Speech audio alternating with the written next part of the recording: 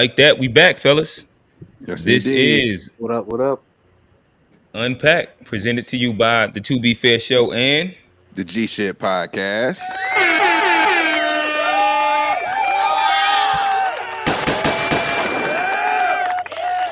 we're back to y'all again. I'm losing count on the weeks. I think we might be at like week 11, maybe. But yeah, it's Unpacked. Again, a space where we try and dive deep into some of these nuanced conversations. Today we got a good one. We're going to hit on cultural appropriation. We're going to hit on it from a bunch of different angles, from blackwashing, whitewashing, diaspora, appropriating culture. Is there ever a moment when it is okay to appropriate culture? Is culture to be gate kept? Like, it's a lot of nuances, a lot of spaces that we can kind of wiggle within the conversation. But before that, I'm allow the panel to introduce themselves. Again, I'm Q, 1/3 of the To Be Fair show. To my right, we got G. Talk to him. G, host of the G Shit Podcast. Make sure y'all tap in all platforms at GSHPOD. Ha. Yep. Y'all see it. FBA Trey, talk to him. What's good? What's good? FBA Trey, I'm here as a guest to be an advocate and a positive voice for FBA lineage and dispelling the notion that FBA is doing anything more than protecting our culture. Perfect for this topic today. And also, real quick, happy birthday, Malcolm X, May 19th, Yes, and FBA reparations rally, June 15th, rallyforreparations.com. We're at It's in DC. DC. Okay. Yes, Johnny, talk to him. What's up? What's up, man? It's your boy Johnny P, 1/3 of the To Be Fair show. Happy to be back. Looking forward to another fruitful conversation. Yep. All right. So again, quick housekeeping. As always, we have inside the chat, we have cash apps. Again, if you like what any one of the panelists are saying, hit the cash app. If you want to donate to the channels, we're streaming live at the To Be Fair show and at G-ish podcast page. Send a super chat. Let us know that y'all appreciate the conversations and the content that we're bringing. We're down 2 panelists, but again, we're gonna have a fun conversation.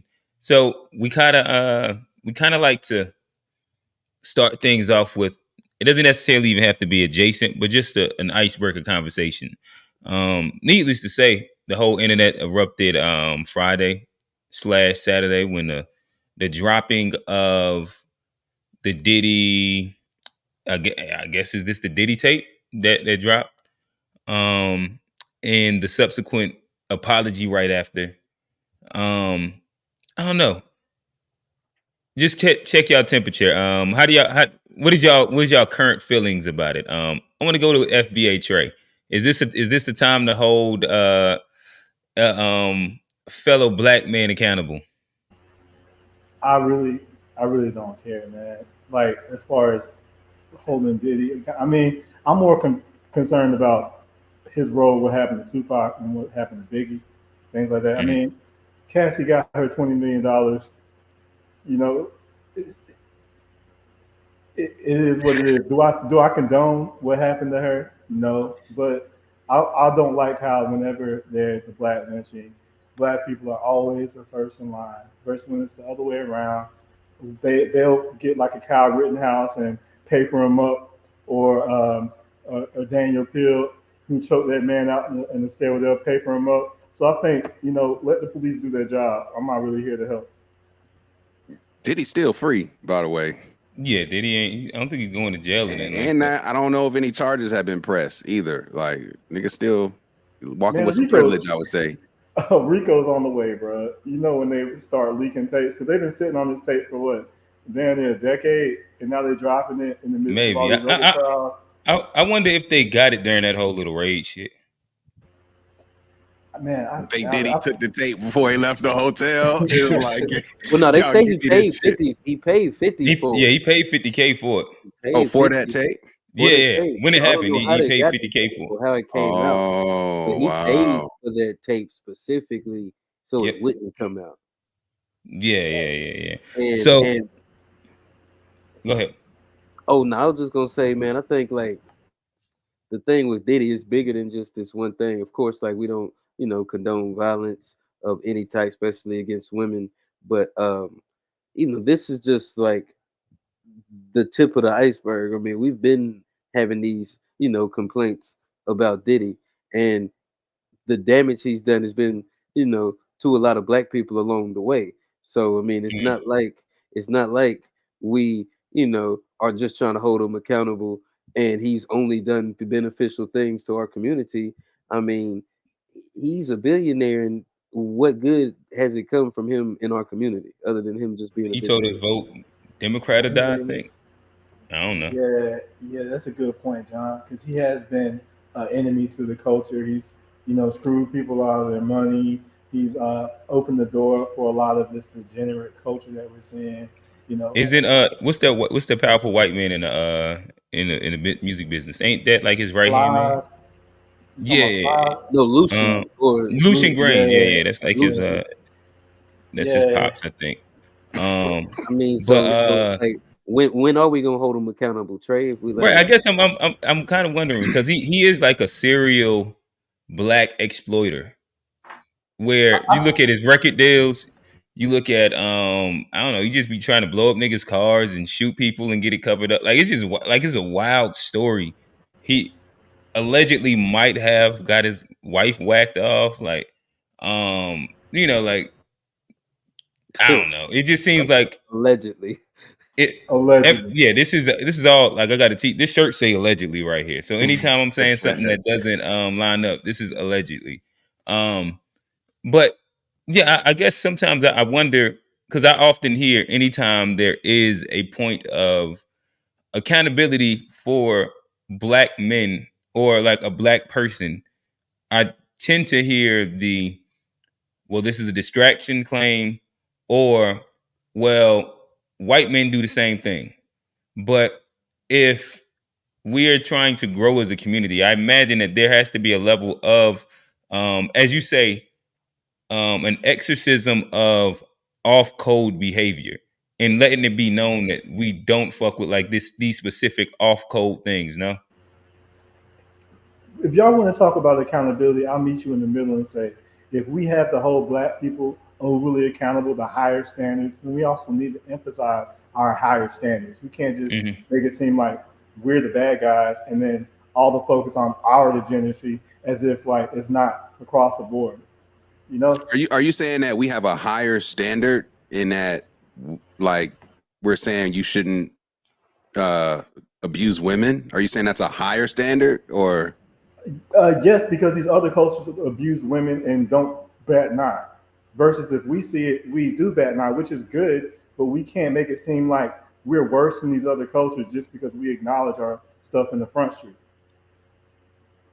You feel me? We're putting it out there for the people, saturating the market with our degeneracy because we care about when we do wrong. Versus these other people, they just turn a blind eye and be like, no, look over there at them black folks. And we're like, oh, we show is bad. And then which cultures would you say are publicly beating their women? man, internationally, they are still selling child brides, and in Ramaswamy, his homeland, and these tethers homelands, they still do that. Right, but I don't think any of that is like celebrated though, because I feel like that was where you was like juxtaposing it as like these are. I think everybody condemns it, but these are third world countries where there is a lot of like brute force that gets shit done. I.e., whether you're talking about in India or inside like places in Africa where you have like these militias that come and grab women, sell women, rape women, et cetera, et cetera. But I don't think like culturally there's an acceptance of that at all. Yes, I think there's definitely incentives. They do Oh, force female mutilation, body mutilation in Africa, and that's a cultural practice. They also sell some of their children off for cattle, and that's just Africa. In India, they do some of the same things. And then I think Caucasians are disproportionately uh, the they do crimes against children more than black people do. In right, black, but our don't culture is if you're in prison and you do anything like that, you will get the brakes beat off of you because we don't condone any of that of it. Like right, literally. but don't you think that I guess what I'm saying, because you were saying that in essence, other cultures like allow these things to happen in public and it not be an issue. Like Yes, I don't know of like pedophilia with white culture and it being an acceptable thing. uh, I can tell you plenty of examples. Okay. Well, if we're going to start with white culture, like I said, they're disproportionately the perpetrators of these crimes against children. And also, a lot of their artists that they celebrate, like I think Woody Allen adopted a little girl and then Hmm. he His married her. stepdaughter. His stepdaughter. Right, and then nobody really bats an eye. And Elvis Presley would marry little girls, and he's still the king of rock and roll. But they want to point at Michael Jackson, even though there's no evidence of him actually doing any of those things. A lot of those people have been, they've been, it's been proven that they were paid and they were lying about what happened. But we talk about Michael Jackson and we don't talk about Elvis. So I'm saying, and then Um, even black well, people. I think that you do hear that, but there is a, like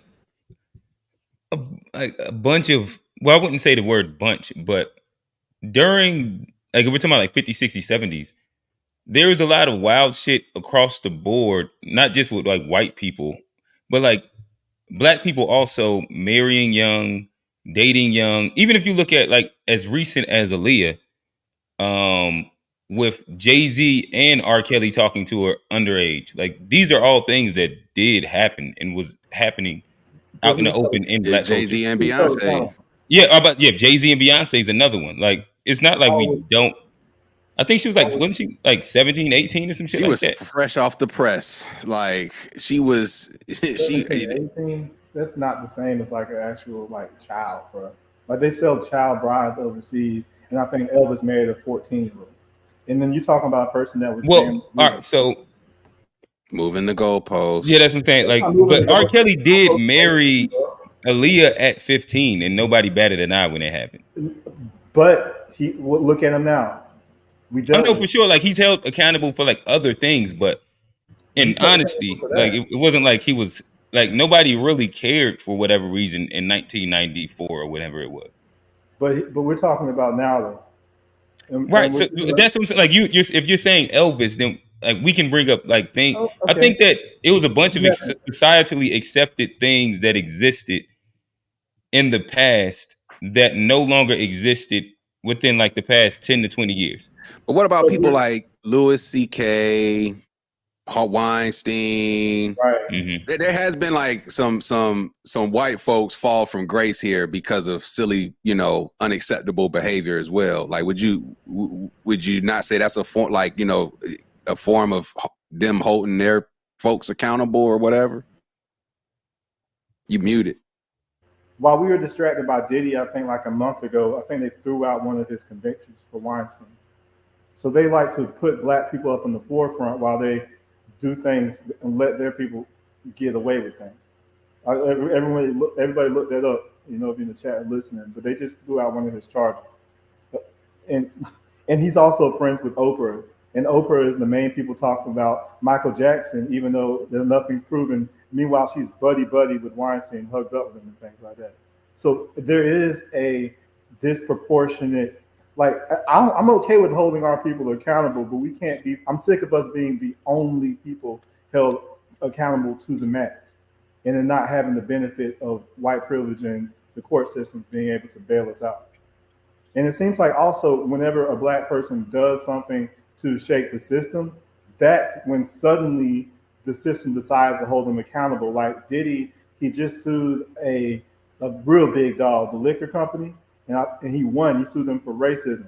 So it just so happens right after he rocks the boat, now we're holding him accountable. The same thing with Bill Cosby when he was trying to buy NBC or something like that. He got to them. Then they knocked him down. Same thing with Michael Jackson when he not screwed him over, but he did good business with, I forgot, he owned half of the publishing for some major record label. Sony.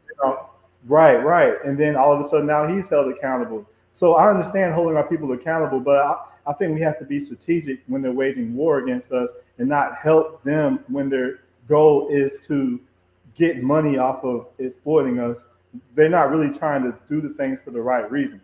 And then when it's the other way around, and it's time for them to be held accountable, they're not about it. So I'm just trying to look at the bigger picture here. I'm not saying what any of these people did was right at all, but like if it's a chess So game, bigger picture, how should the Diddy situation be handled? Should there what not be accountability for domestic violence and exploiting And artists in the industry for over 30 years? I gotta say too, I think the crucial piece to this is that before the tape drop, there wasn't a lot of, there was jokes of like no Diddy and so forth, but this nigga chilling somewhere tropical. Wherever he shot that video, it looked warm as hell and humid. Like this nigga somewhere chilling, probably with Russell out in Bali or whatever the case. Bali boys. But like, if I would say if some of these other folks had that same visual, that Ray Rice visual, this type of visual, like that visual just is tough to argue with, in my opinion. It stains, it's crucial. Let me ask you this, Trey. What does black accountability like how should we hold each other accountable when we don't live up to our own standards? Whether we talking about like the boule people who sell us out, or violence against women in our community. How do we hold ourselves accountable while also holding the systems that put us there accountable at the same time? What would you say that looks like? I would say like what I'm doing here, I'm not condoning anything that they did, but I think if we're going to be moral, then we must at least recognize that our opponent is immoral. We can't just make it seem like they're moral and we're not, because that's what it comes out as when we're the only people that getting raked through the mud for the things that everybody does. You think so? Well, at least I'll say on this channel, I feel like we kind of try to. I'm talking about mainstream media. Like y'all, I mean, y'all get it. Y'all aren't over here. Y'all don't have the mentality that white is right type of deal. But a lot of people, when they see this, they're like, "Oh, you black." Like the South African that called in last week, he wasn't a tether, because it sounded like he just thought that when he saw BET that we owned it and we put it out and that was our own image. And when you explained that to him, that like we don't control that, it's owned by white people, he was surprised by that, and then he recognized that he might have misunderstood our culture. So if we throw fuel on the fire to the mainstream narrative, then we just have to recognize that it's being weaponized against us. Not that we want to condone it. Like, I'm not going to say what Diddy did was right. I don't want to hang with Diddy. The same with R. Kelly. I wouldn't let R. Kelly like. But will you condemn it? I guess that's more so the thing. Not in front of white folks. No, not so. They need to condemn their own folks. I'm not condemning. It's like in family business. You look raggedy when you bring your family business out in the street. But when you get behind closed doors, then you might let them have it. You might whoop their ass. But when it comes, do you not see how that could be mistaken as an acceptance of like a wrong or an evil, instead of like when something's on, like if your family is fighting outside, like everybody sees it, people gonna ask questions about it. Like to pretend like it didn't happen, and then everybody go in the house, and then the next day when they see you, be like, "Oh, ain't nothing happened." I imagine that wouldn't be like an effective plan of action, right? But the thing is, we have to look at if TMZ. We don't have a TMZ. If we had a TMZ to where we could take it to the trailer parks or whatever these, or even the rich, successful white people that do their dirt, and we had a black TMZ to put them on Front Street, then it would like like a World Star or like a. He don't like neither one of them because they owned by Caribbeans. World Star doesn't right. It doesn't show white degeneracy. It just shows FBA degeneracy. They don't even show degeneracy in their homeland of the people that created those channels, like World Star and Shade Room and Media Takeout. And I have a meme that put up there that shows that none of the people that show all this black degeneracy, none of them are Black Americans. So they just they profit off of showing the worst of us, and we don't have a mechanism for showing the worst of anybody else.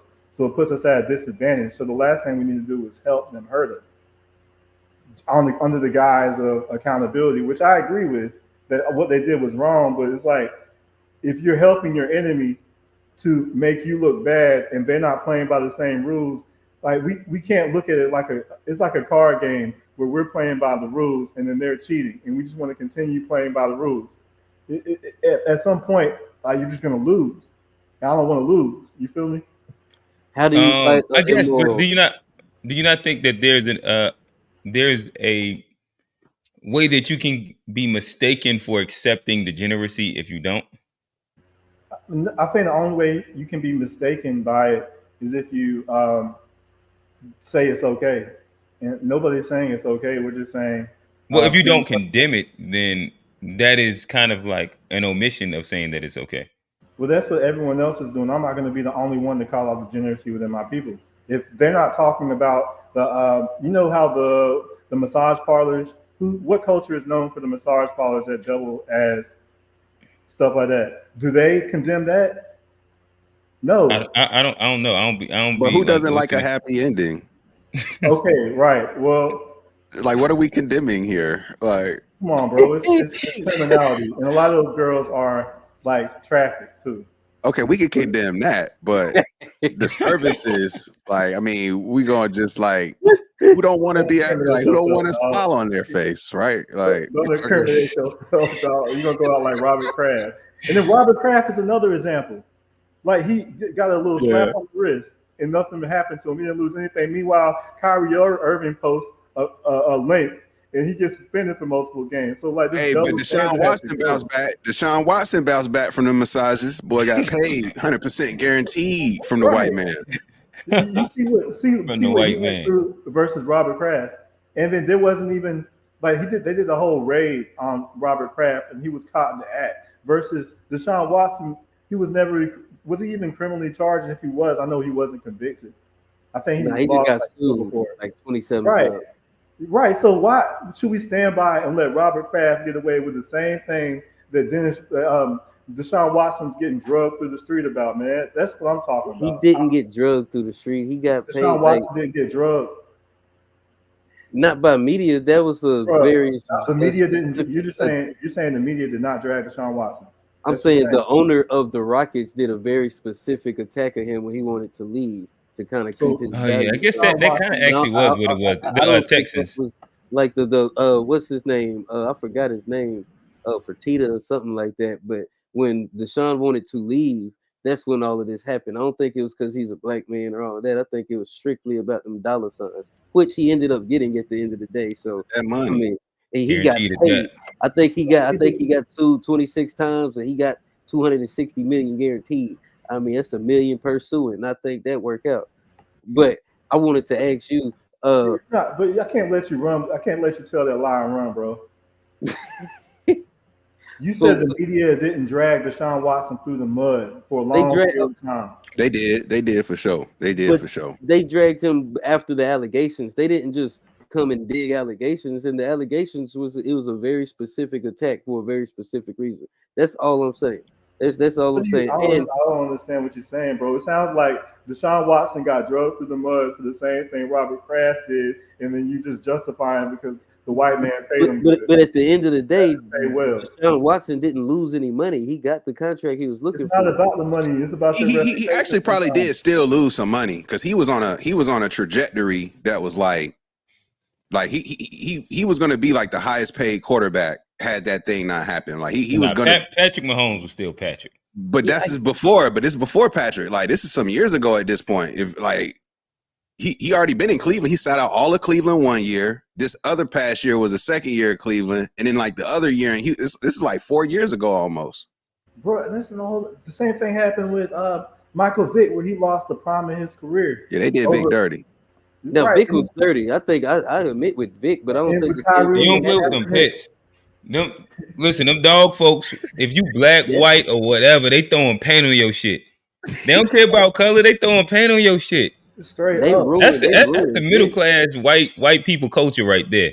But they hate everybody. They gonna put paint on the paintings. They gonna do everything. Dog, I got a small 10-pound Pomeranian, black, cutest dog, right? I can't tell you how many white folks will literally speak to the dog and not even speak to me, bro. Like just talk to the dog, even reach down and pet the dog. Not even ask me a question. Fight it. Nah, I just sit here and just stare, see if they even look me in the eye. Like, are you going to like a human? Like, But it's crazy. White folks love some dogs more than they love a nigga, boy. They be letting the dog lick him in the face. It's crazy, bro. You seen about them? You seen about them people getting their hands and feet cut off by letting the dogs lick them and stuff? Oh, I saw that. I don't know what that means. What? Say what? Like they caught some kind of disease they carry, and the dog lick you, and then you got like an open wound or something. Like, oh damn, they have to chop you. It's crazy. Be careful. It's unnatural, bro. Because if they're not in Europe, they do. I don't know. They get the challenge. There's something that rhymes with bestiality. They do a lot of that. They do a lot of that in Europe too. They do a lot of that, and also in Asia, you know what they do with dogs over there? They do it like how we do chicken. So I mean, like we don't talk about our culture and accountability, man. Like nobody can hold a candle to us, bro. Like we don't do any of that weird shit. But whenever we do anything wrong, it's always a spectacle. And I'm not trying to add to the light, bro. Like I do agree with that part. I don't want to add to it either. Okay. All right. So I think that we kind of gave a good enough little deep dive unpacking to a little bit of that. So we can kind of segue into the actual topic. G, if you could hit the screen share really quickly. So we'll start. I think it'll be good to start off at this point right here. I'm gonna play this, and I'd like to get y'all reaction to it. And just I'm trying refreshing.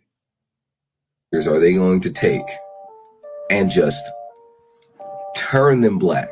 Pretty sure you guys have heard, but now Will Smith, yes, William Smith, Big Willie, the Fresh Prince of Bel-Air himself, is going to play Popeye the Sailor Man. Yes, white Popeye. Why? I don't know. I truly don't fucking know. Even in the trailer, when they find the baby, because Popeye was adopted, the baby was white.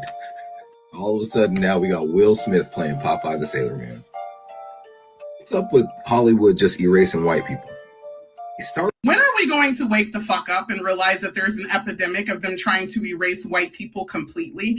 I said the same shit when they remade The Little Mermaid. Okay, I don't want to see a black Ariel. I don't want to see a black Popeye the Sailor Man. You know, wrap me up and call me politically incorrect, because there will only be a white Popeye the Sailor Man and a white Ariel in this household. How the fuck would black people feel if white people woke up one day and was like, you know what? Let's remake The Color Purple, but in white vision. Why does everything have to be black? Grow the fuck up, please. How many? Fellas, react. Shout out to Tone. This was we actually did this on the To Be Fair show, but I thought that this was really, really relevant for this conversation. Trey, G, whichever one of y'all want to hop in first. Real quick, I would love to see a white color purple, bro. Like, yeah. We actually started at that point too. I would love to see a white Sealy. I'd like to see what Mr. gonna do to white Sealy. No reason. That is hilarious. Just straight abusive, like for no reason. Don't say why. Don't say nothing. What kind of fields they gonna be? I don't know. What kind of fields they have in like Ireland? Potatoes. Potato fields. Yeah, Sealy in the potato field. I want to see him in the trailer park. But that's when they redo New Jack City. They gotta be inside the trailer park with the meth heads. That's the Ozark. That's all you gotta do. Fire. The Ozarks is fire for sure. But what did y'all think? I mean, what did y'all thoughts? They or she said that there's only going to be a white Popeye and a white Ariel. They're tired of black people blackwashing white characters. What's your thoughts? I would say it's not black people.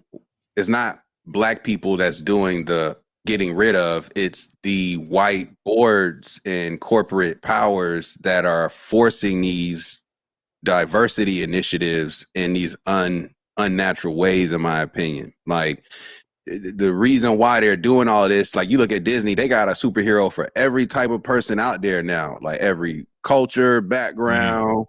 The latest X-Men joint had a Hispanic X-Men that I didn't remember seeing before. Morales. Right. Yeah. What's his name? Hector Spider-Man, Miles Morales. But did y'all watch X-Men 97? Nah. Back in the day. No, the new one. Oh no. Is that a cartoon? Oh God. Yeah, I ain't good at watching cartoons no more. Y'all gotta watch that new X-Men 97. But that's another. But they got a character on there anyway. But X-Men 97 fire. If y'all in the chat seen it, know it's fire. But this is just a thing that I think white people are doing, not black people. We just happen to be on the other end of it. And then it's not just, black. They're making Hispanic heroes, Muslim heroes, more, women heroes. Like, they're doing a bunch of stuff to mix things up so that it's not like a typical, always a white man coming to the rescue ultimately. And I think you got to be careful with like what you say, like who's in charge of this quote unquote blackwashing of history, because or new age media, not even history of what's happening now. Because if you're not careful, the blackwashing is going to end up being something that's not positive, kind of like how they've done with like gangster culture. How like the first gangs that came over to America were mostly Italian and Irish people, but those were the original gangsters. But now if you say the word gangster or thug, the image that pops up is like a black person. And if you're not careful, the same thing would happen with how they're, changing characters from white to black to, tell a different story. I don't think they're doing that to benefit black people. And so we need to be very careful of that. Trey, you muted, my boy. I was saying I could go a couple ways with that. Like, for one, I think it's interesting that I heard somebody say that white people don't have any real heroes, like no like moral people that did the right thing, and then they were like they got George Washington, who was they're the slave owners or people that did genocide. Oh, you talking about like in real life? They don't have any real heroes. Life, yeah. So all they really have are these superheroes and these cartoon characters like Popeye and Ariel, and it's a lot of these characters, especially in like comic books, they have roots in black mythology. So it's really, everybody look this up. I don't really know. I looked at the specifics a while back, but basically there's black mythology, and they use that to create a lot of these comic book characters. Even like they had people that had like with X-Men that had the blades and everything like that, and just a lot of these superpowers, they aren't original. So when you say black, are you meaning African mythology? African and indigenous, because there's even lore about Wakanda in the Oregon area, and like there's all kinds of indigenous history that a lot of these people have access to. And also, if you get like G was saying, I think John was saying this too, we have to look at their motivations, because Hollywood star has always been very nefarious, and they've always really exploited black people. Because even if you go back to, if y'all heard of the movie Birth of a Nation, where it just showed black people and during Reconstruction era, and it basically gave birth to the KKK, and they played it in the White House. And it was like MGM's first movie, and they got big off of that. And if you look at the bottom of the MGM logo, you'll see like a black, like blackface, like that type of drawing and everything like that. It's still there. And then even after integration, when they were losing a lot of money because white people weren't going to theaters anymore, that's when they started the blaxploitation movies and started pushing pimp culture on us, and then all these Jackie Chan movies and stuff like that, and then black people really took to. So we saved them that way. And then Black Panther, when that came out, when they were having trouble, black people went in droves to go see Black Panther. So I think they want to include other groups of people, because it's very profitable for them. And Yep. it's not like they want to include us or anything like that. So, but it is a shame that we don't have our own characters. I would rather see a original story of black people doing something spectacular more than I want to see like white folks showing like a movie. Because anytime they show something black, there's like got to be a white savior. Like even in 12 Years a Slave, or even in Black Panther, the white CIA guy. And we don't have anybody out there that puts big movies out because we don't run Hollywood just like we don't run BET. Okay. What about you, Q? My thoughts on it. Let me see. Going specifically to what she said about the well, one, to me, I really don't care nothing about it. Do I think that there's an intentionality of Hollywood right now to do the DEI thing? Yes, but that's across all like all corporate structures across the board. Hiring blacks since George Floyd had been really, really popular, from the Oscars in Hollywood all the way down to whatever you trying to put in your employment application at. You was pretty much almost guaranteed if you was halfway decent, an affirmative action hire.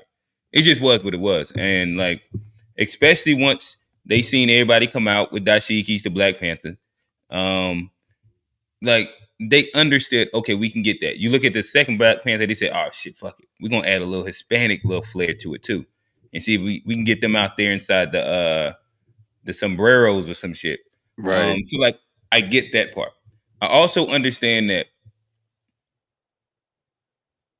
in general, there's there's a statement that kind of says something along the lines of like there's only like 3 or 4 different stories that are told consistently. And even if you look at like these movies, it's not like there's a bunch of new heroes that's existing. Like they just keep remaking Batman, keep remaking Superman, keep remaking Mission Impossible. Like these same like literal tropes keep on happening. So like if you put a black person in, it really doesn't matter. I really, really don't care about Ariel because that was just a fucking cartoon. I know Popeye was made off of a white sailor man, so I get how like somebody might feel a way about that. But yeah, when it comes down to like cartoons and fictional shit, I really don't care. If it's black or white. Right now it's a lot of it's been leaning black because it's profitable, not because of there's a black person in power that's pushing a button that's making the shit happen. That's my opinion. Hey Q, when you said Ariel, or all of y'all, what did y'all think about the fact that we celebrated having having a black girl being Ariel, but she still had a white husband? And then I ain't watched the movie. I I'm be haven't honest. seen it. Yeah, I don't care nothing about that movie. You saying like the guy that the mermaid falls in love with, like in the cartoon, like in the movie, it was still a white dude, is what you saying? Yeah, and then one of the scenes where he went and picked her up from the sea and then put her in like just bought her from a slave auction because they were wearing the 1700s clothes. It's just weird that, and I don't think there's ever been a black Disney prince, but we have black Disney princesses. So it's just, what does that teach the Simba. children? I'm talking about like human being. Mm-hmm. Well, he was black because he was in Africa. Yeah. Now the closest thing they had was like Aladdin, right? He was Indian, if I remember. I don't know if Aladdin was what culture he was. Mm-hmm. He was the closest thing. So it's everything. Well, Simba was black because the voices was black. You had James Earl Jones as whatchamacallit, as Mufasa.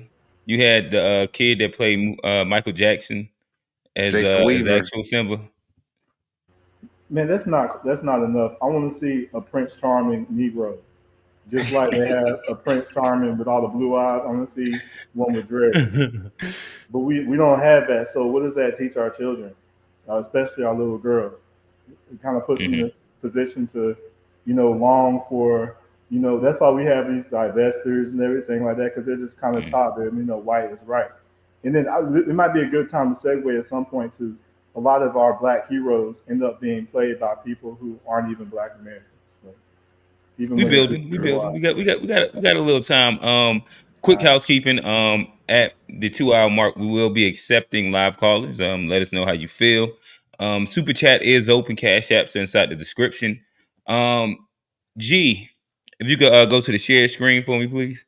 We're gonna continue building. I'll ask the question after this. Well, first we'll watch this. We'll react, and then I'll ask the building question.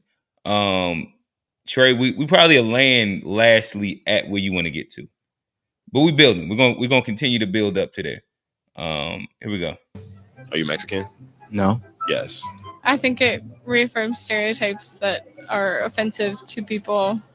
You think people really think Mexican people are like this and carry around marachas? No, I don't think people actually think that. Do you find my outfit offensive? Yes. Why? Because it's not your culture. Can I just ask you, do you like my costume? I like your mustache. Monthly. Does my outfit offend you? You look no. You look nice. Thank you. Do you like my costume? Yes. Does it offend you? No. No, nothing. That's good. Me guapo? This is beautiful. Beautiful. Do you like my outfit? Oh yeah, it's awesome. Does my outfit offend you? No, not at all. Some people get offended by what I'm wearing. No, it's not offensive. I think it's you're in the right atmosphere. Do you know who sold me this? No idea. Mexicans. Oh, really? Well, so I guess I like to get y'all reaction first, and then I'll ask some pointed questions. You know, I used to live in Mexico for a point in time, so I feel where he's coming from, bro. Like when you go somewhere, like I never really wanted cowboy boots, but then I moved there and I was like, bro, I gotta get me some boots. Like these boots around here are fire, right? And so it's like the same thing with the hats too. I was like, man, I need me a little rim. I need me a little something where I can feel more cowboyish, like instead of rocking the fitted when I go out. Like I do think when you go somewhere and then you start immersing yourself in what's around you, just like with the fashion, anything else, like you might become drawn to whether it be other elements of the culture, whether it be how they talk, how they dress, type of food they eat. Like I think that's just a part of learning and growing as a human, truthfully. Johnny G. I mean, I think it's important not to be offended for other people. You know, it's like a lot of times you'll see that with like the Black Lives Matter movement and stuff like that, where you'll have a lot of this fake outrage where, you know, a lot of those, oh my God, that's offensive. But those are the same people that they saw Mexican or Black person first ones to go to the other side of the street, or first ones to, you know, lock their car doors. So they could say it's offensive, but they're not necessarily speaking for the actual people who should be offended. And you know, you can't let other people's perception or what other people say make you think those people are really offended. You got to actually be a part of a culture to really know. That's interesting. Did y'all see when Tiger just had to do an apology not too long ago because he made a video and he was dressed just like the guy in the clip we just watched? But who was he apologizing to though? The people who were offended, the Hispanics. And or was it the white people like that video showed? Oh no, but what was the song name? The song name was something wild, wasn't it? What was he doing in the video too? Like, was he? I kind of remember this crazy faintly, but because this was like 5-6 years ago, something like that, right? What was it called? Oh, I think he's still looking it up. But yeah,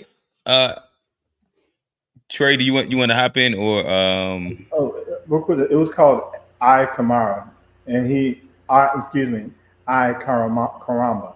I don't know what that means. But it's that ay caramba. Now I'm pretty sure that's what it was. He probably was like wilding with the stereotype. Was he wilding more than that Caucasian fellow was with the fake mustache? I don't know what he was just doing. It looked like he was dressing up like it was Cinco de Mayo. If he was essentially in a video playing Mexican face and acting like the stereotypical Hispanic, like ay caramba, I think that would be wild. Same difference as if like we was to make a video like if I was to name a song Lo Mein and then I was like this with my eyes and shit, like, it would be wild. Yeah. Like that would be wild. And then like rap inside Asian voice. That would be wild, right? That'd be crazy. Yeah, that's what I'm saying. Like, it's called ay caramba. That in itself is already like a red flag. And like Tiger, man, like, was this he from California, man? He just had one too many Spanish chicks or something. I don't know. Hey, I just came back from California. Well, Los Angeles this weekend. If I will say is one thing is I can see why the people on that side of the country care about that immigration shit because it was rare to see a black person. Anywhere outside of like literally inside Los Angeles, anywhere that was around, I was in like La Brea, Anaheim, anywhere. Everything is Hispanic. It's rare to see white people too. Like it's Hispanics, then next it's Asian, then it's white, then it's black. You know, it's like that a lot through from all those former Mexico, all these states that used to be Mexico. Like a lot of people don't that went as far north as like Colorado was a part of Mexico at one time, and all that stuff. Mm-hmm. Yeah, I was in Arizona. It was like 4% black demographic there. Like, I think that was. Yeah, it probably was dominant Hispanic. Like I'm like, this is like one of the rare times that it was interesting that the black or white was not the dominant majority inside like the country of America, inside the city that I was at. But I put the picture of a tiger in the IG chat if y'all wanted to peep that because it is hilarious. But, I'm sure it's hilarious. Let me get to it. So as I'm pulling that up, I guess I'll ask this first. Because we got to like, I don't think it didn't seem like anybody felt any way about that. What is y'all's opinion when it comes down to cultural appropriation in general? Yeah, we can start there. Like I think it's a fine line between cultural appreciation and appropriation. I think. Do you believe in cultural appropriation? Of course. I mean, yeah, I believe it's the thing. I believe it's can be a very harmful thing, especially depending on, the source that it's coming from. Okay. I think cultural appreciation, if done right, can foster good, allies and good bonds that we may need to overcome some systems. Because I mean, we like Chinese food. Like there's a lot of cultural collaboration that goes on, which I think is a positive thing. It's one of the beautiful things about this country. But we do have to be careful, and sometimes we have to be a little more vocal when it comes to cultural appropriation, especially when it's harmful to us as Black people. We should probably be a lot more vocal about it.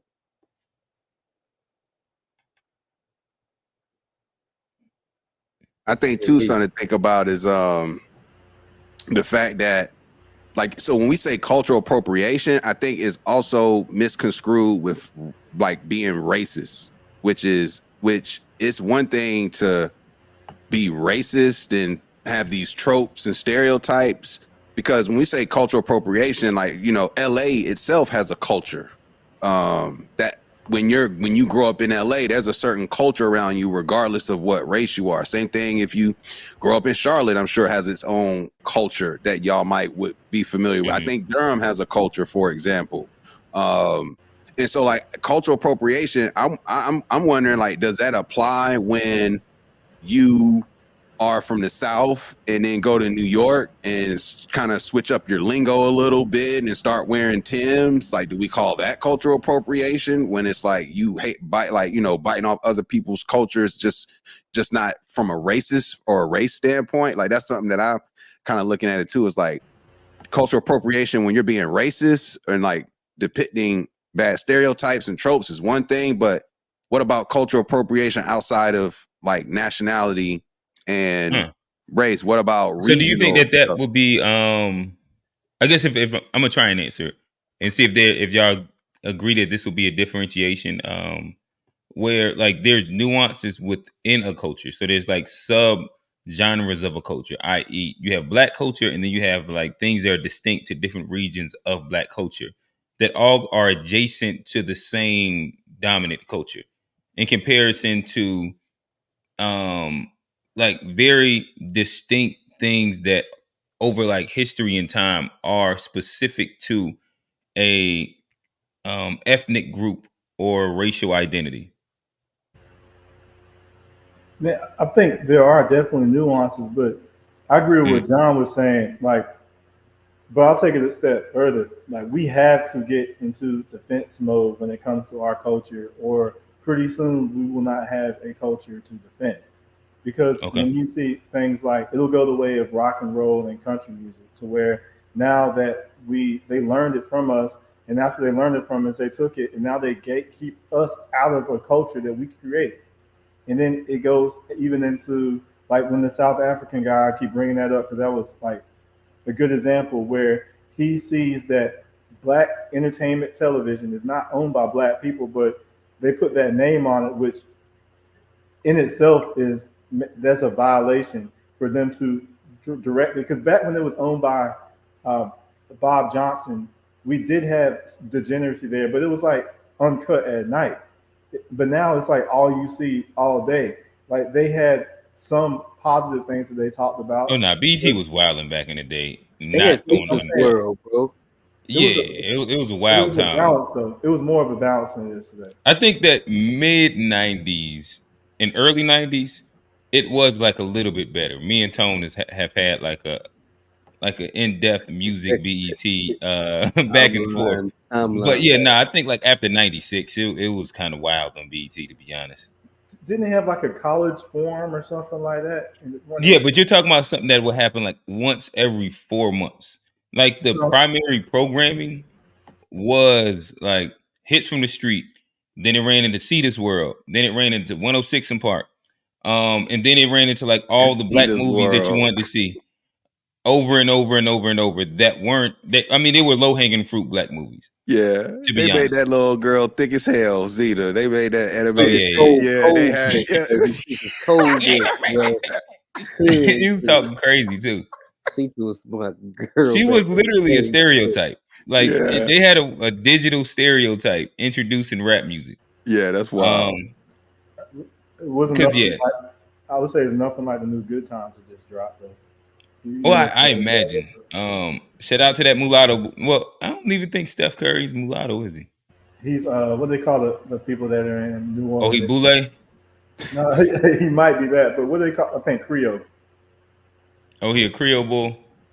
Yeah, he just a light skinned nigga, man. I don't think take up Creole, for him. man. Come on, dog. I think he one of us, man. He just a light skinned nigga, man. Oh, both y'all light skinned. Yeah, he one of y'all.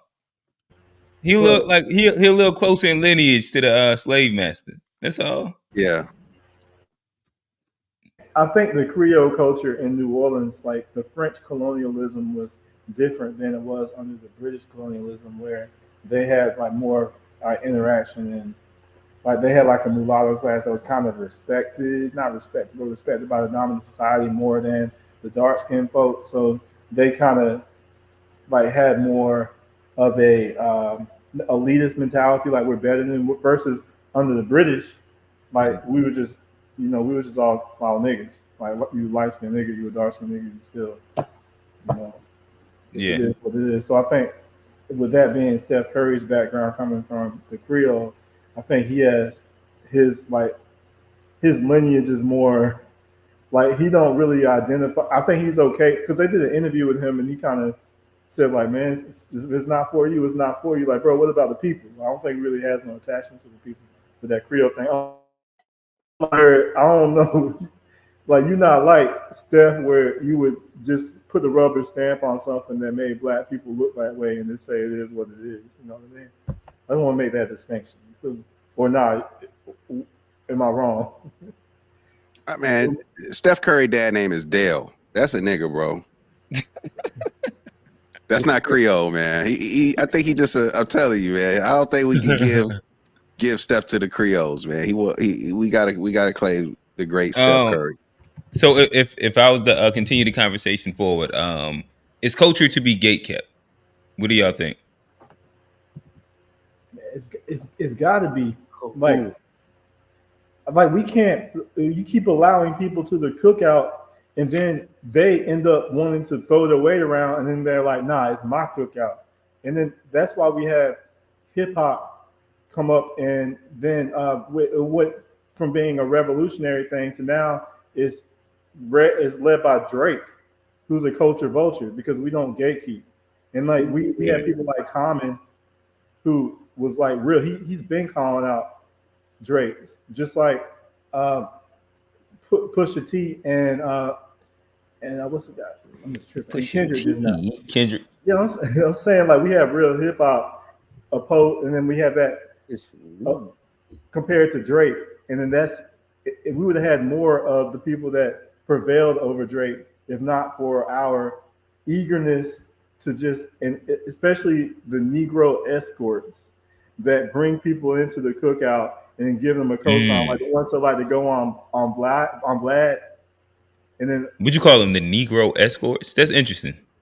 Yeah, because all of them have a Negro escort that gives them legitimacy and it brings them in. I think we need to expel the Negro escorts and then revoke their invitation as well. They need to be held accountable for, you bring somebody to the party, they act the fool, then like that reflects on you. Yeah. Hey, Johnny. Mom Duke said, is Johnny sleep? Look alive over there. Look alive. That's all I'm saying. Look alive. Hey, shout out to Brother Marcus. Again, any super chats that come through, we'll read them immediately. It says, get the book Empire of Their Own. Okay, not for sure. We'll check that out. Hey, Brother Marcus, give us a little brief synopsis, couple sentences of what that joint is about, if you don't mind, in the chat. I'm curious why you recommending this book. Right. Now I got something on whether you done. Oh yeah, you can go. Well, no, I was gonna say, man, the culture.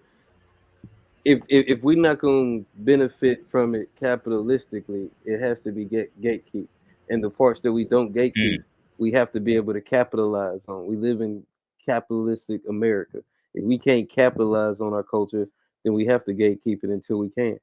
And I think that's a big thing where you see we've even heard studies of other immigrant groups that come over here and they may open up a Caribbean restaurant, an Asian restaurant, and they're transporting a little piece of their culture over to America.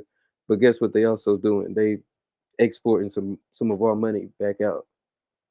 Johnny, I think that you're at a great spot where I guess let me ask you this. Well, how do y'all feel about this? Do y'all think that appropriation oftentimes lends itself to exploitation?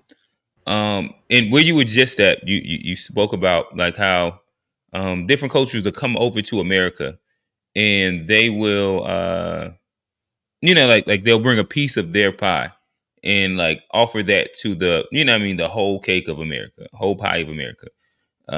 But what you also will often see, especially when it comes down to Black people in America, is that, let's use like Asians, for example. They will set up shop in our neighborhoods and they'll even be contributors to our society. Where like now these are the people that sell us our hair. These are the people that do our women's nails. These are the people that end up having a lot of the convenience stores. And yeah, I don't know. I'd love to get y'all opinion. Man, I would love to see the sisters boycott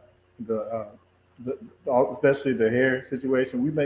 They made them so rich, man. And if they quit messing with them, they would go bankrupt like overnight, man. Because especially the way that they disrespect, they don't have no respect for us. So Johnny didn't want to hear that. Yeah, but Johnny, he a yellow demon. But no.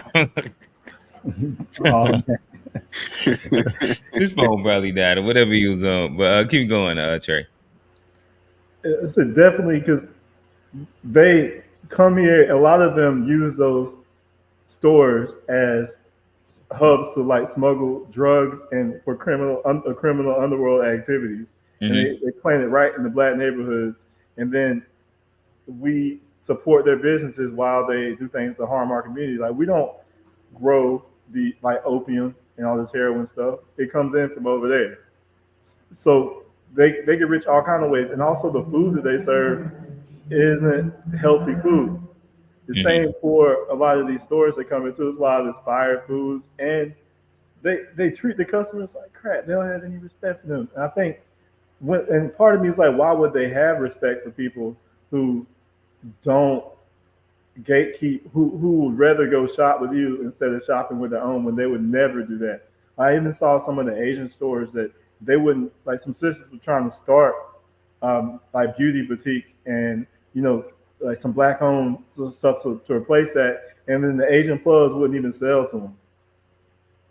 So they are on code against us. And then we just want to be everybody's friend. And like with we are the world and so forgiving. And then it ends up working to our detriment. But I also think, though, there are structural reasons as to why this happens for us more than other cultures, right? Like when you just look at the institution of America, and then you look at how all these institutions within America, from banking to entertainment to whatever you call it, how they've been created, we were never at the table when these things were established. And from the jump, all of America, like the bread and butter of American enterprise is to exploit black labor. Like that's the bread and butter of how you become rich in America, right?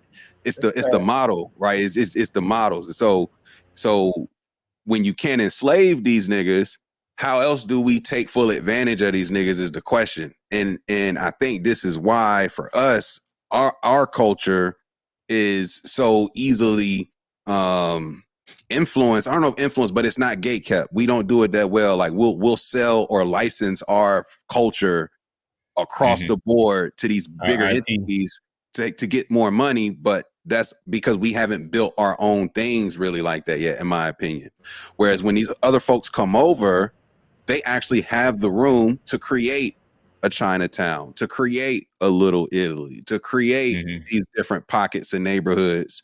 Whereas when we create these things, they put the highways through them. They put the freeways through them. They find reasons to develop a whole new side of town and displace folks who were there. So I do think that we don't necessarily do the best job, but I also think there are very like cultural specific or structural specific reasons why black folks struggle to do that more in America than other cultures.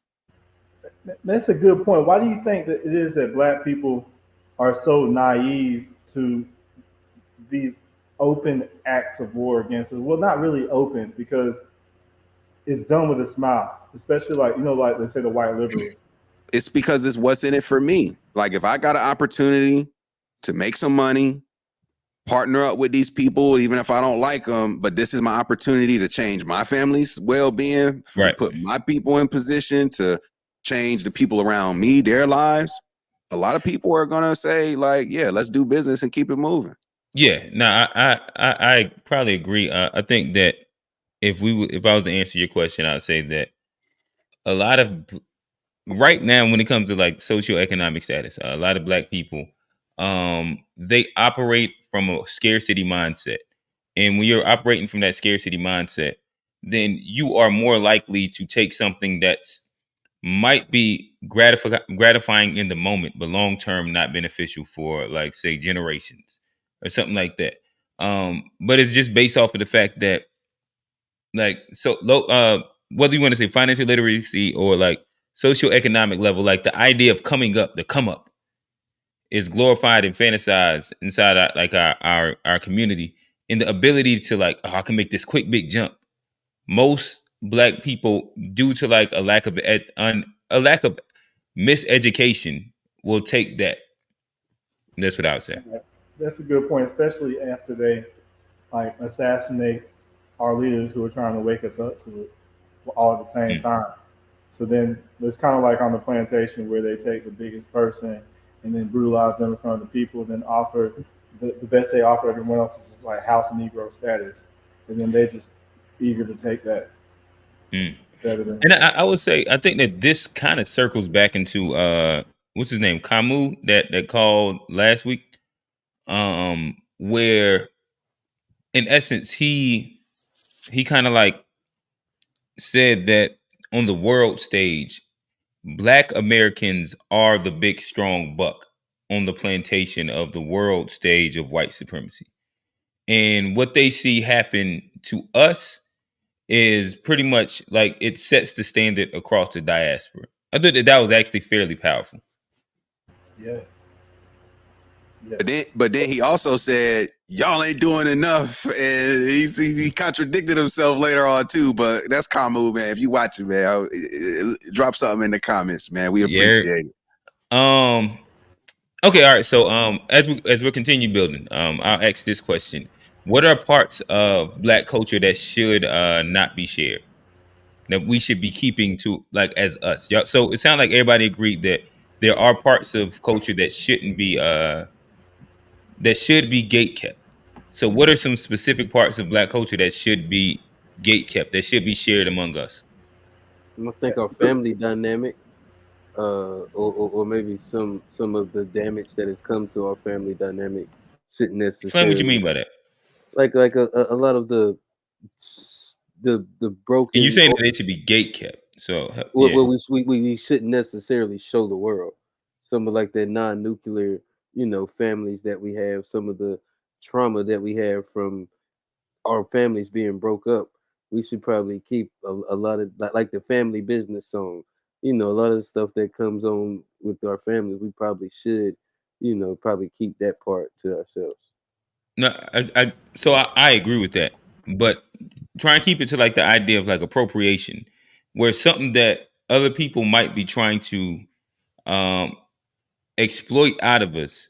What is something that we should be keeping to ourselves is like our diamond in the rough. You know what I mean? Like I think our gold when there's fiat currency. I see what you're saying, but I think that story. Fiat, I said fiat. I think that story gets exploited a lot. The single mother story, I think they use. But I don't think anybody else tries to appropriate it though. You understand what I'm saying? Yeah, and I get what you're saying. Yeah, now let me think. But that was just my first thought. Gotcha. Because what John was saying kind of lends into Brother Marcus. He responded in the chat like you were talking about, Jay. I mean, G. Can I read that real quick? Yeah, let me put it up. He said the book informs us of the secular Jays who used Black American culture to invent Hollywood. Hollywood helped Jays accommodate into Anglo-Saxon British America. That's what I was talking about, the MGM and everything like that, and then blaxploitation. Yeah. But to answer your question, Q, you're talking about one thing that definitely needs to be gate kept. I would say our movements need to be gate kept. Like when we talk about the Black Lives Matter movement started. Oh, so by that you meaning like let's keep white liberals out of our movements. White liberals and tethers. Because when they started out Black Lives Matter, I forgot the first person that was killed unjustly by a race soldier. But after that, we started protesting. And then all of a sudden, you saw it got, I think Soros, some of his groups started funding it. And then it started becoming like, let's twerk for justice, or, gay lives matter, trans lives matter. And all of a sudden, instead of, being serious, they're out there, twerking everywhere. And then we have drag queen story time and things like that. And it's like, it just lost all of its momentum. It's an easy way to, throw water on the flame. Same thing happened with after they killed Malcolm X and Martin Luther King. All these boule folks took over. And then we had our Jesse Jacksons and Al Sharptons, which they push integration. Same thing as NAACP versus like when Du Bois, I think he had like the Niagara Convention or something like that. That was all like Black based. And then the NAACP was founded by the J community. And they kind of took our momentum away from Black empowerment and pushed it towards integration. So basically, can we please give you your money, Mr. Dominant Society? And then that is another example of how, our movements end up getting turned upside down when we allow other people to infiltrate and lead it astray. Even hip hop, was revolutionary. You go ahead. But see, that's what I'm saying. Like to what's in my cup. Shout out to Cuz. I think this is something that we've dropped the ball on for real, because just growing up, the impact hip hop had on young folks like us as a culture. Like, I know it was gangster rap and all this other stuff people might say, misogyny and blah blah blah, but that was just a piece of hip hop. It wasn't what hip hop was all about, right? There was diversity, there was underground, there was just so much hip hop that was influencing us from so many directions.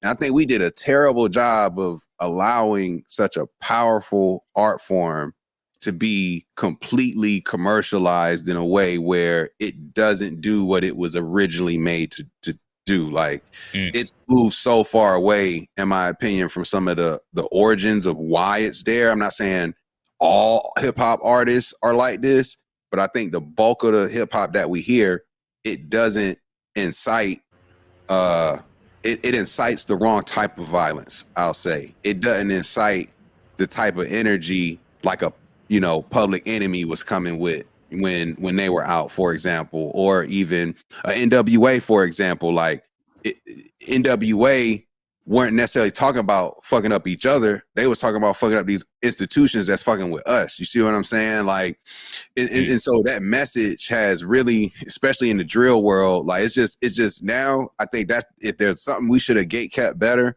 not just hip hop, really all our music, from rock and roll to jazz to blue. Like, we so nice with music, bro. All of it's been taken. You know what I'm saying? Like, that was the one that slipped. Like, and that's the most powerful, because you don't even got to speak the same language to like the music. That's the thing. It's like so many people who don't even know what we saying love the music, and so that's such a powerful thing that we let slip. I know Trey ain't gonna like this part, but that's why that Afrobeat shit be fire too. Like, I don't be knowing what Tyler be saying, but I be like, me that, make me water. Never I met was a like, real that shit snowbird fire. It's not going to be popular for another year, bro. It's not even as popular as it was a year ago. It's already fading. Nah, listen, I've been rolling with Tim's for about the last 3 years. Tyler, man, I got to give her props, man. She got Hey, hold on. she got the look. She got all the makings of what a star would look like, bro. She's definitely a star. I want to ask Trey this. Trey, how do you feel about Burna Boy appropriating Black American culture, but then Drake then appropriating Burna Boy's appropriated culture? Wait, don't get there yet. Don't get there yet. Hey, and Kamu, he back. Hey, Kamu, we about to get to the good part of it. But before then, because I want to hit on I want to go in order. We'll land with FBA and Caribbean and African and the diaspora. But I got two memes that I want to play real quick, G, before we kind of get off of this. That still deals with like the black and white dynamic when it comes down to appropriation. I say white girls shouldn't wear braids. I'm not saying that because I just don't want you to wear my hairstyle. Whenever I see people going off about cultural appropriation like this, I have one thing to say, and that is cultures are not owned. Cultures have always been and will continue to be shared, which means Kim K can do this, and Hailey Bieber can line her lips for goodness sake without being called out for cultural appropriation. They're not appropriating anything. Yes, people are going to make profits off of things that have been traditionally black, just like black people profit off of things that have been traditionally white. This girl's going to have a real rude awakening when she goes to some place like, I don't know, Puerto Rico, Mexico, any of the islands, and finds out there's a lot of non-black people running around with braids in. When you complain about cultural appropriation, you're essentially saying black people do your things, white people do your things, and no crossover. I'm getting hints of Jim Crow racism. And I actually go toe-to-toe with this girl in the newest episode of Dr. Phil that's coming out this afternoon, so you guys can check that out if you want to. Check your local listings. When you complain about cultural appropriation, you're essentially saying black people do your things, white people do your things, Kim K can do this. I'm getting hints of Jim Crow racism. Why braids are so much more than just a hairstyle. Since ancient times, dating all the way back to 3000 BC, African hairstyles have described lots of things about a person, such as their age, wealth, and so much more. If the slave owner didn't shave off the enslaved woman's hair, they would use cornrows as a way to store rice as a means for survival. Or they would use cornrows or braids as maps to communicate with other enslaved people so that they could escape. So essentially, braids were a map to freedom. After the emancipation in 1865, Black people fled to cities and they wanted to work. The only problem was natural hair and braids were deemed unprofessional by white people. So their only option was to conform to the European standard and straighten their hair. As decades passed, braids became an outward expression of self-acceptance for Black people. Ironically, white people, the same people that forced their identity on Black people, were now wearing the same hairstyles of our ancestors. These women were being called beautiful, cutting edge, and being applauded for these hairstyles. Meanwhile, Black people are still being suspended and not getting jobs because of their cultural hairstyles or hair that grows out of their head. I find it weird that out of all the hairstyles you could pick from, you pick a cultural hairstyle that was not meant for your hair in the first place. It's your... That's y'all pretty much get the gist of it. Fellas, react. What do y'all think? I see some of what the sisters coming from. I also see something what the Musty Tether is talking about also. Hey, I don't like a nigga. Who's the Musty Tether? You talking about Amala? Amala. The one with the forehead. Smoke for Amala. Motherfucker got a 6 head. You can tell that she got a Tether for headline. And it's not just because she's foreign. It's not because she's foreign. It's because she's constantly talking bad about Black people while, benefiting from, our fight here. Not all people in the diaspora are tethers. Let me put that out there. But this lady is a musty tether. And what I don't like when I see our sisters talk about white people not being able to have braids when they don't say anything when a lot of our sisters have Becky's blonde wig at the same time. Because I really hate that hairstyle. Because it's almost like covering up your hair that I love to put on a hair that's more that comes from Europeans. So it's kind of like you look kind of silly, especially the lady. Even I think she looked like she might have even had a wig on at the time while she was making the point, which is like if you're going to make the point, at least put some braids in.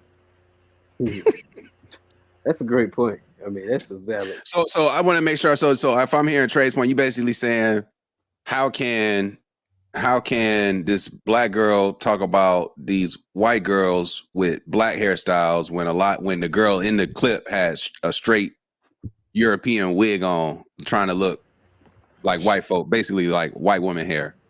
Right. It's hypocritical as hell, man. Do you think that? Okay, keep going. I think the hair matters. It matters. It's a thing. It's a form of self-expression. But I think, like he was saying when I spoke about the family, like I don't think there's a lot of money in talking about braids and like the straight. I don't think that's really gonna change the forecast of where we're going as a people. It's like frivolous. just focusing on hairstyles. I think it's way more important things that we can be talking about when it comes to cultural appropriation and the damages and how bad it actually can be. I think hairstyles is just I get it, but I don't really care too much about white people wearing. If they want to wear dreadlocks, I see that sometimes. Let them do it. Fuck it. It ain't really no money in there. Oh, bro, I hate when the Travis Kelce will get a Black hairstyle like a fade, and then all the sisters will be like, ooh, as soon as they do something that's like trying to want to be Black, they get a lot of our attention, or they do a dance. Huh? They tried to call the fade the Travis Kelce during the Super Bowl. Well, that wasn't the sisters though. That was New York white dominant society in general. But I guess going to what Trey had asked, or a statement that he made about the woman that had looked like she has maybe that's a sew-in or something like that. And it's the straight hair leave out.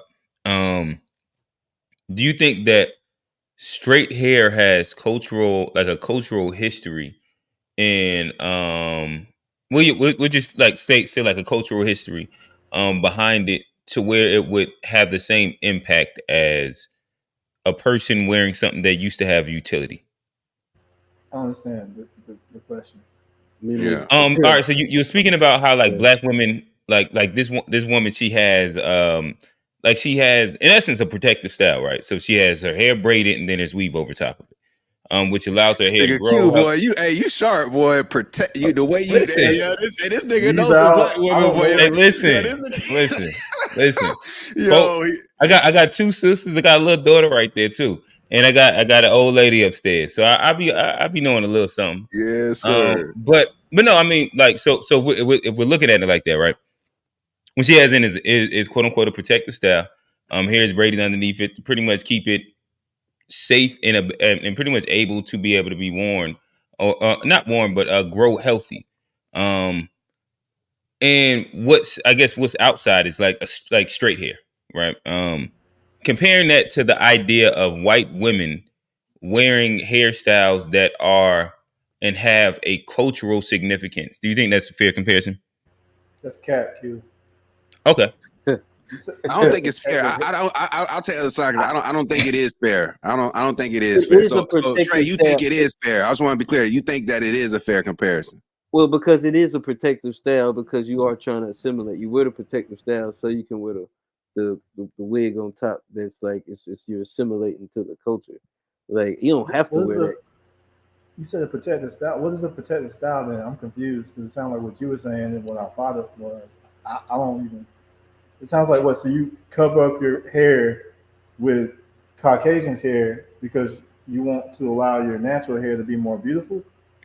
No, all right. So from my understanding, again, I'm not at like I'm not in cosmetology, hair, all that shit. But from my understanding of how it kind of works is that,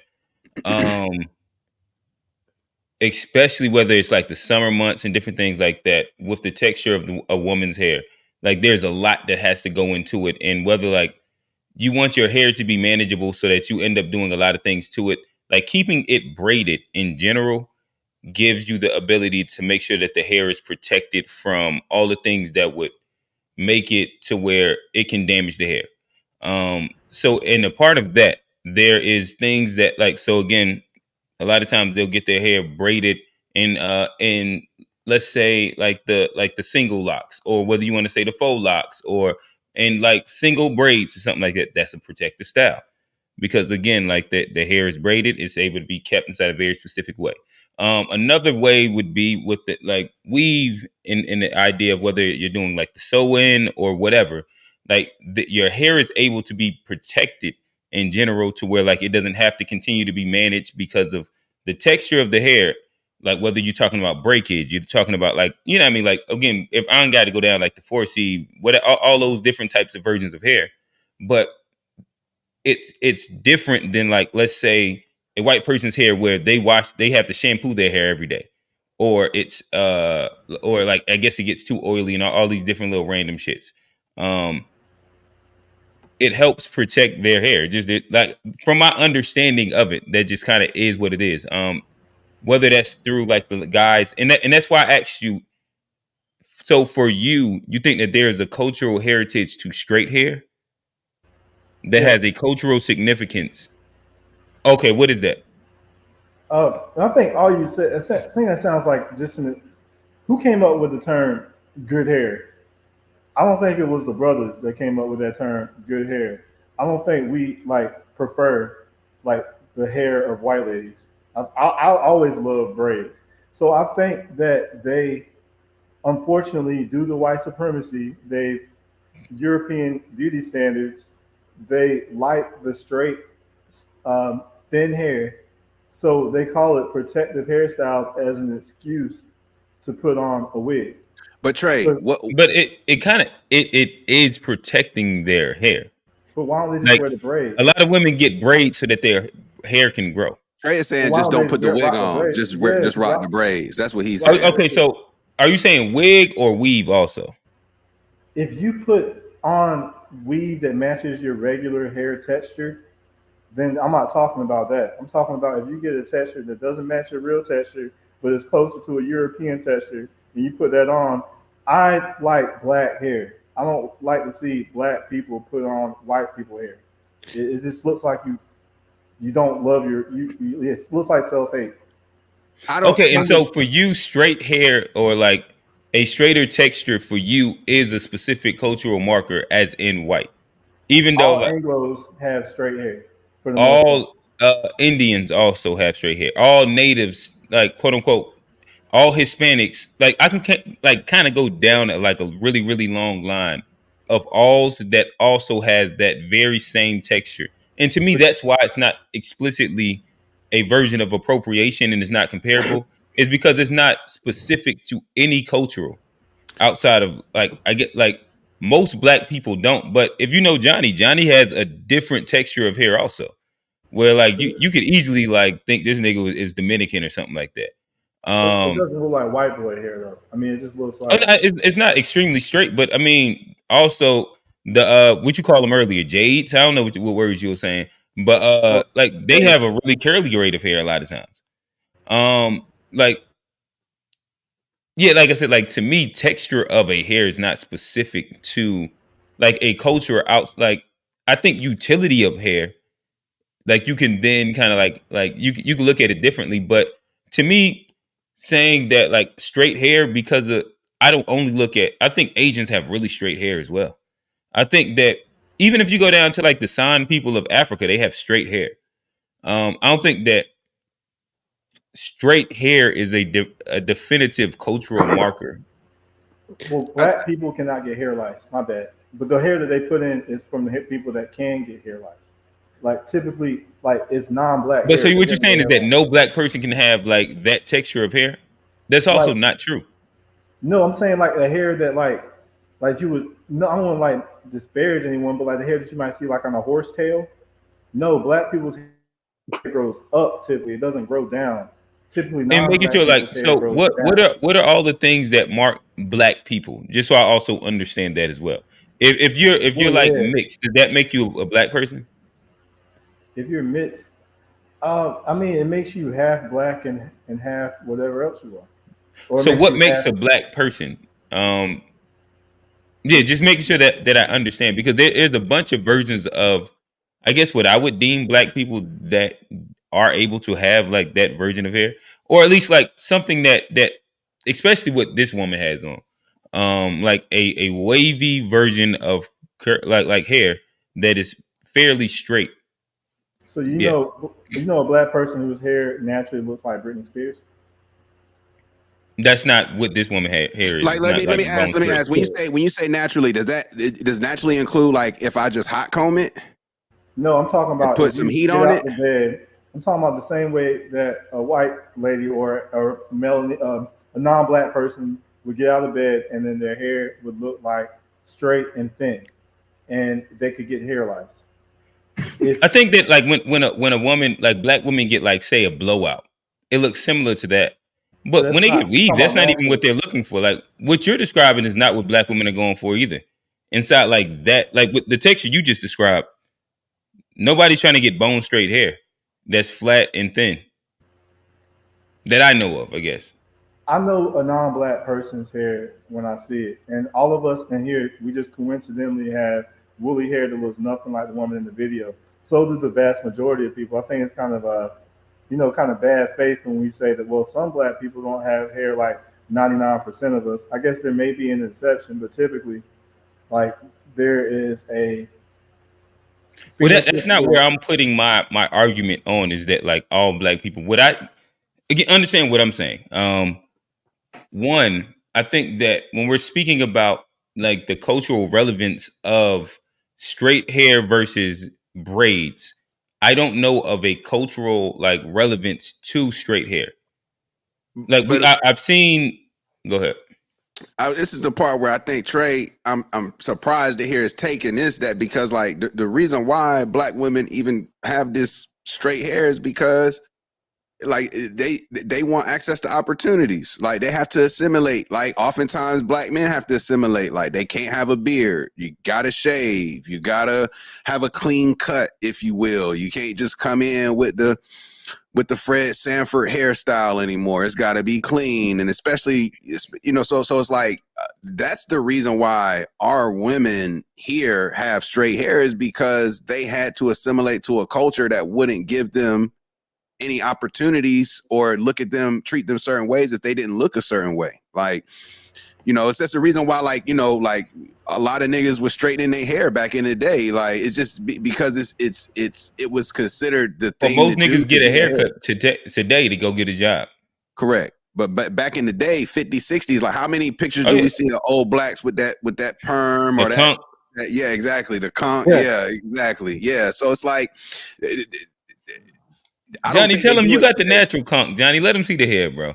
I don't think they do it because they like it. Is what I'm saying. I don't think they like it. I just think they feel like it's become normal. But I don't think they do it because they enjoy it. I feel like a lot of them do it because they feel like this is what they need to do, and this is what has been established. So Megan Thee Stallion, she puts on a blonde wig. I think it's so much easier for them, to be honest. I think they do it because it literally has a utility to it. I'm just talking about this. I'm not talking about braiding. I'm talking about. I know what are we talking about? Like the weed, the leave-in, the sew-in, the wig, any of those things. I think that there's a utility to it. Like it makes it so much easier for them to manage. Like if you got a black woman, you know how much time she can spend in that bathroom getting ready before y'all go anywhere. Or if you got multiple, but the thing is though, if you with a black woman and you in a state like North Carolina in the summer, it's not to her benefit to straighten her hair. Oh no, all right, but so no we weren't talking about straightening the hair, but but that's what I'm saying. I agree with that. Yeah, that's that's why you'll get it braided down. That's not what I'm talking about. I'm talking about I'm talking about the fact that Trey doesn't like that they're putting the wig on to present this Eurocentric look. That's straight hair. That has straight hair. I mean, like you seen Bunny Ruckus, the Bunny Ruckus wig, and Uncle Ruckus's mom, how she had that blonde straight wig on. Like that catches in a nutshell because she hated her blackness. So that's just the way. Look, Megan Thee Stallion. You think she does that for more opportunity? Or all these rappers that do that, like they don't. Are you talking about like specifically the blonde wigs? Is that what you're talking about? I'm talking about straight hair wigs. I think that's the most extreme example. But I agree. Like to me, I think it'd be like low key a little corny sometimes when like if you're going like I want to be a blonde, right? That's a lot in my opinion.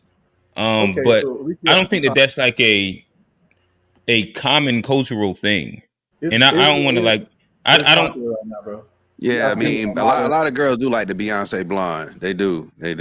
Like, so there's a bunch of black women walking around with blonde wigs. Like, again, I don't be seeing it ever at all. Like, if we're saying 1 out of like 100, 1 out of 50, I don't look at that as a lot.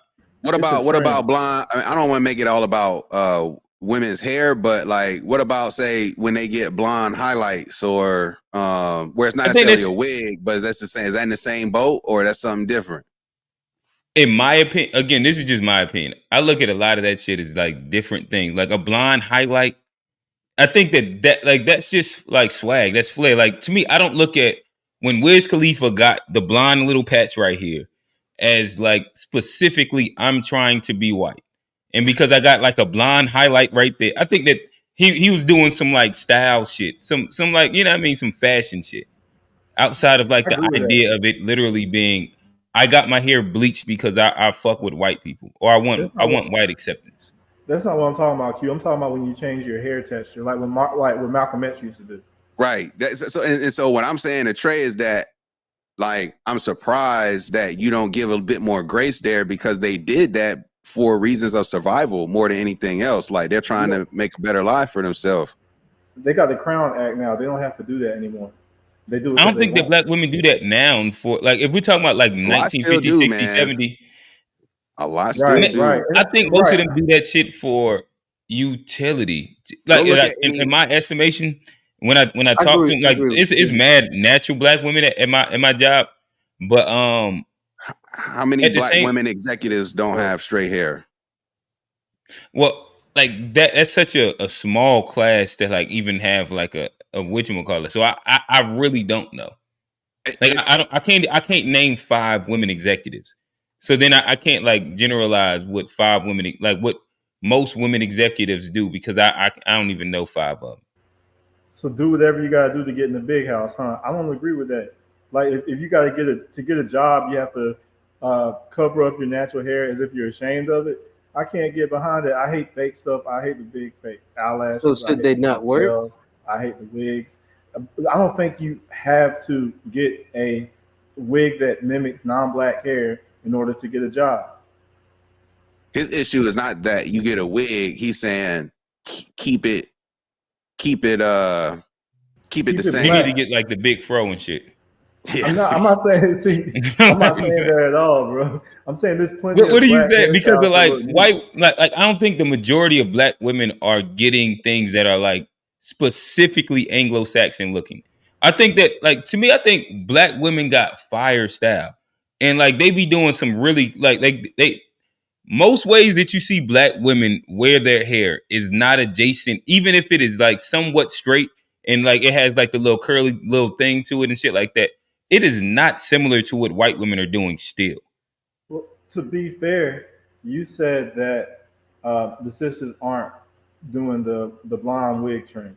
So if that's where you're coming from, then I don't think you're really seeing it, because All right, my bad. All right, so help. Let's make sure that we understand this, because if you're going on a ledge to say that, because if from what I've seen, I would put it at like between 1 in 50 and 1 in 100 black women have a blonde wig or are wearing a blonde wig right now. I'm just Like saying I think that it's a really gross exaggeration to pretend like most black women are doing it. I think most black women are natural. There's and then it splits at like socioeconomic and like education level. Honestly, like a lot of times smarter, more whatchamacallit black women, they're either going to have like a very casual like sewing or whatever, or they're going to be natural. It's usually one of the two. More times than not, a lot of the black women that have a fucking bob that's a black or like a blonde wig are on the ratchet side of the game. Are you saying the majority of black women, in your opinion, aren't getting like straighteners? Are you saying that? Oh, all right. Because that's not natural. Then it's not natural if you're getting a straightener. So I guess we getting into our natural, our black woman hair bag. But I'm gonna answer it. So this is how I look at it, and this is how black women often, the ones that I'm around, they differentiate it, right? A perm is non-natural.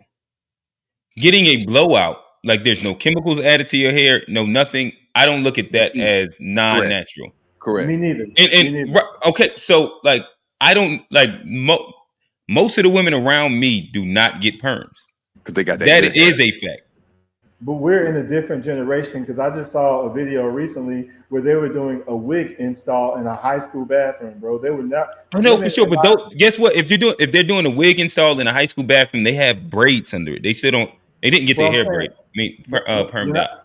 When I was in high school, the only black women who wore wigs were the older church ladies.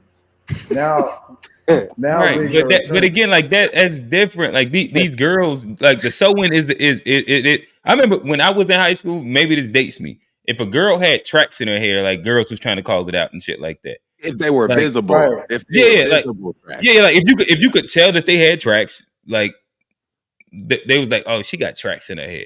Like I remember that. Like time has definitely evolved to where women are in public doing full tutorials of how to put wig installs and bullshit like that in.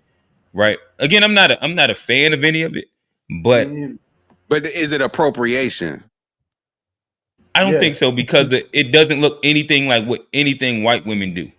Well, hear me out. Let's say we can agree to disagree on that, but we can't agree that you can't have a white lady's style of her hair in while you're telling her not to put braids in, because that looks crazy as hell. I don't think she has a. Again, that's the part that we disagree on, because I don't think there's any cultural relevance to straight hair, and she doesn't have bone straight hair at that, because of everybody but black people have that. So to say like you can't do something that has cultural relevance and history to it because I'm wearing something that is culturally ambiguous, to me, I don't think it lines up.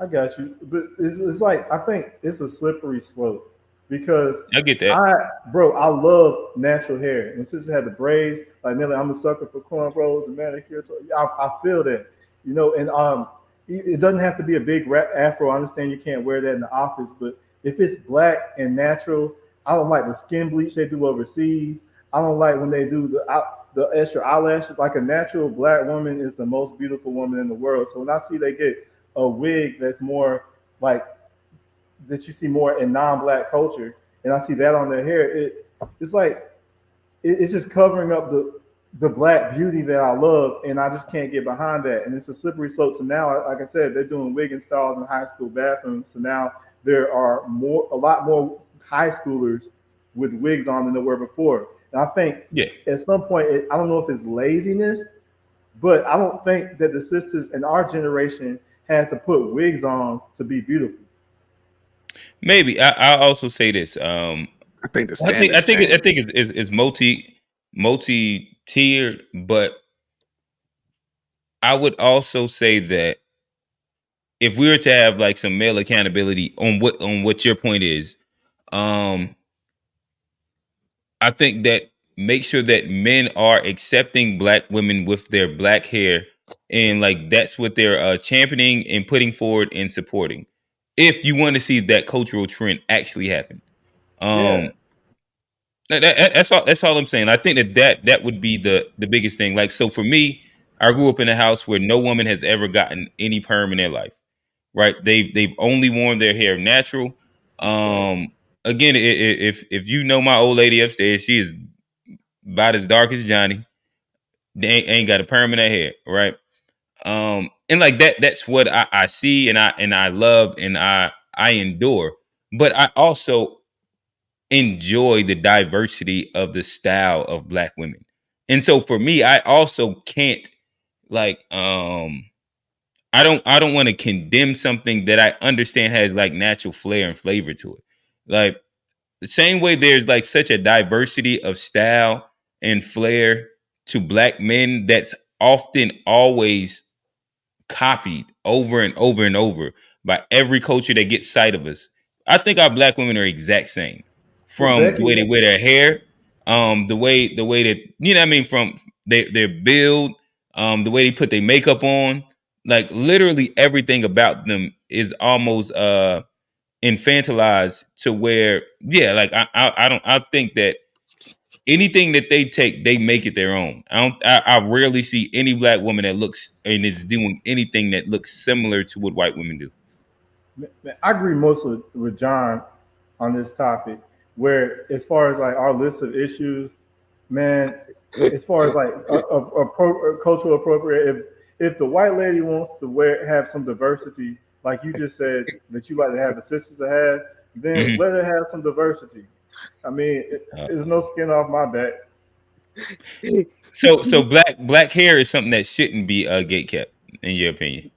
Hair, man, I'm talking about businesses, bro, in our movements, in our creations. Like, I don't care how. I wonder what is the biggest what is the biggest export that black people get away. I mean, like we give away when it comes to our women. I probably will tell you that it's their hair. I would say style and fashion overall. But black women, like, what do they spend most, like a majority of their expendable income on is going to be fashion, and if not number one, is number two hair. That's where I agree that it's a problem. That's even more to my point.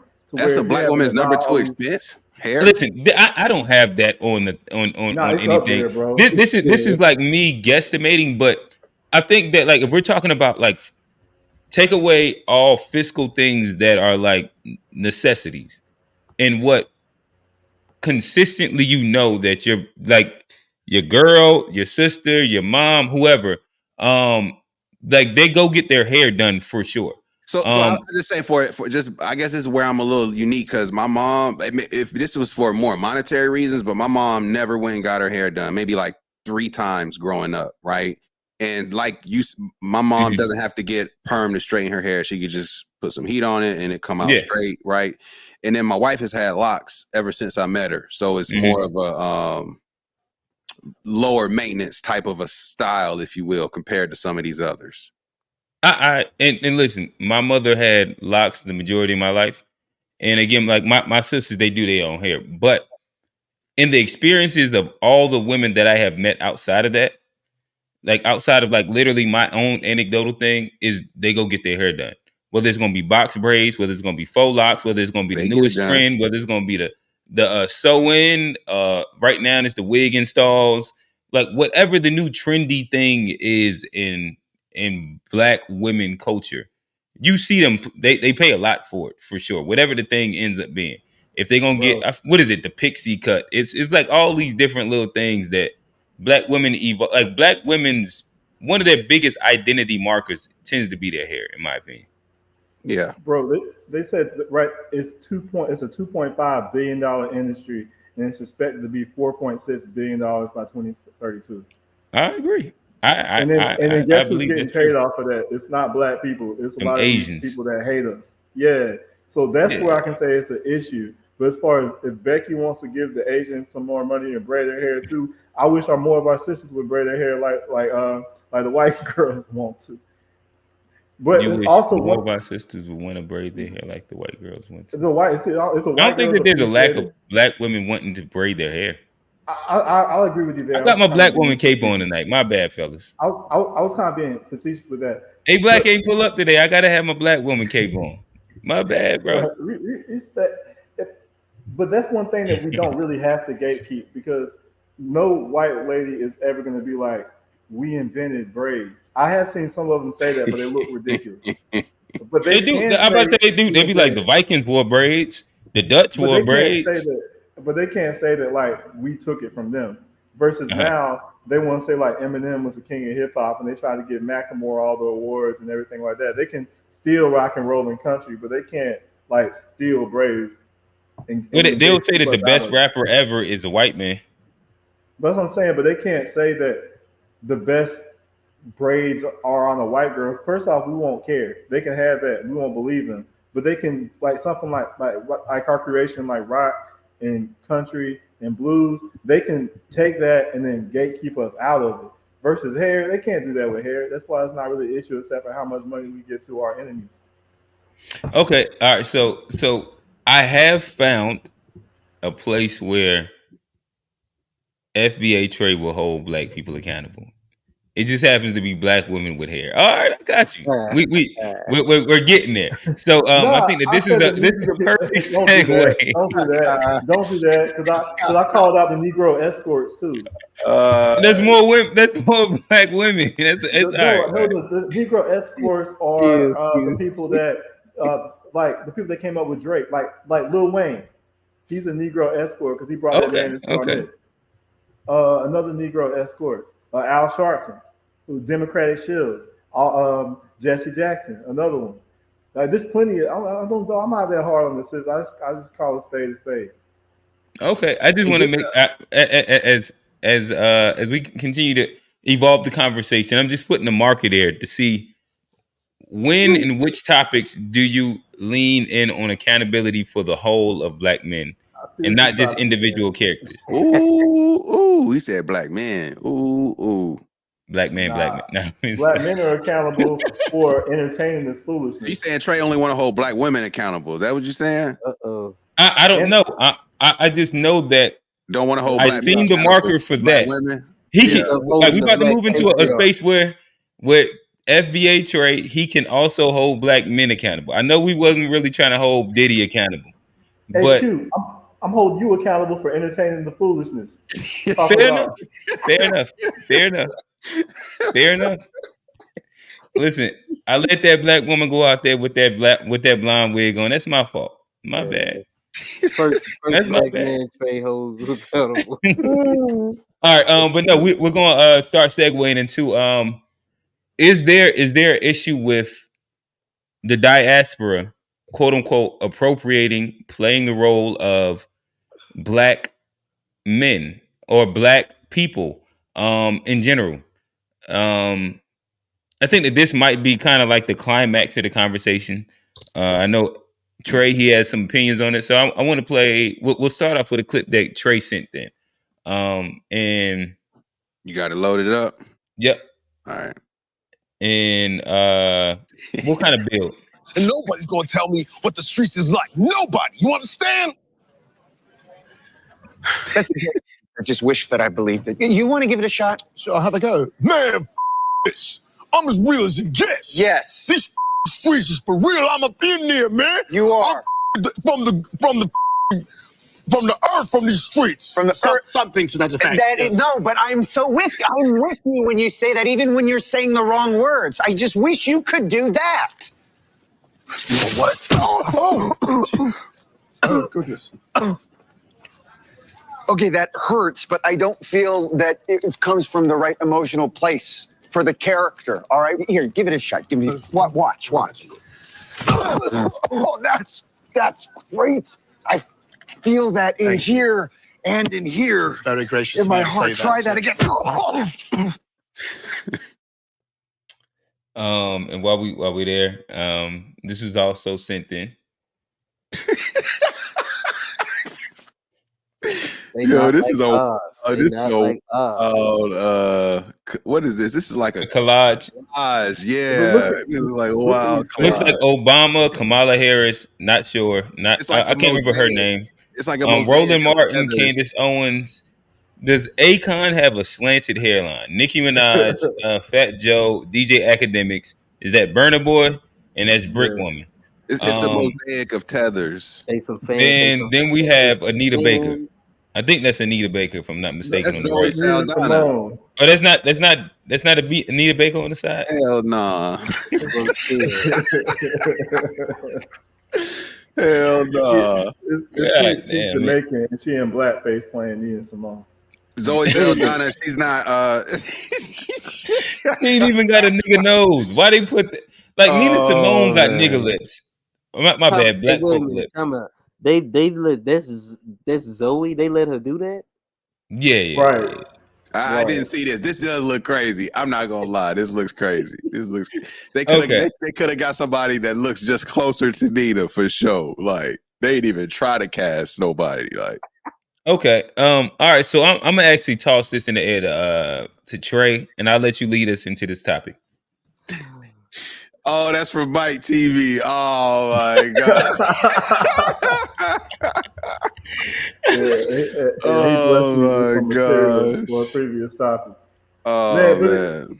But we can add to that list Colin Powell and then Kaisa Knott, who was saying black people don't have no culture while he was dressing like black people.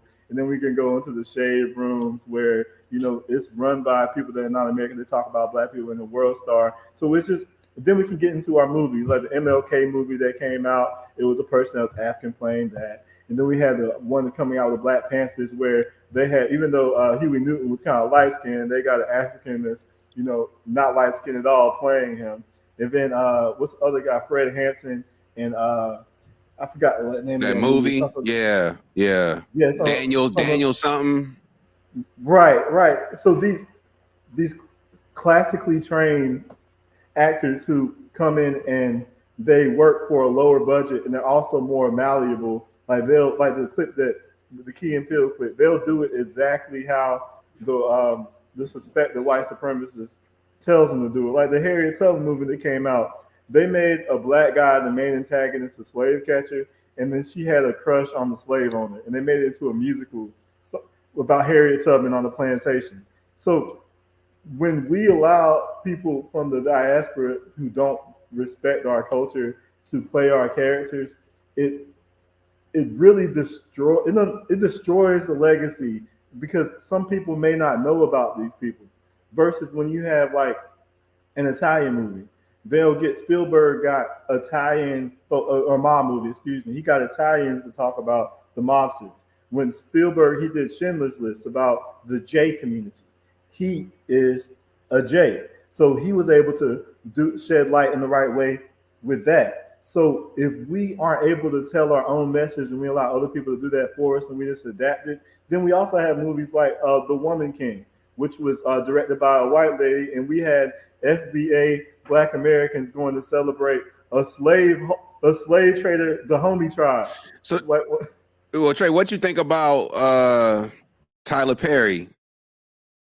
No respect for him, bro. Because but he making his own content, telling black stories. Black man telling black stories. I'm just throwing it out there. You don't like because he put a dress on? Yeah, what's more threatening than a black man? I mean, excuse me, what's more unthreatening than a black man in a dress?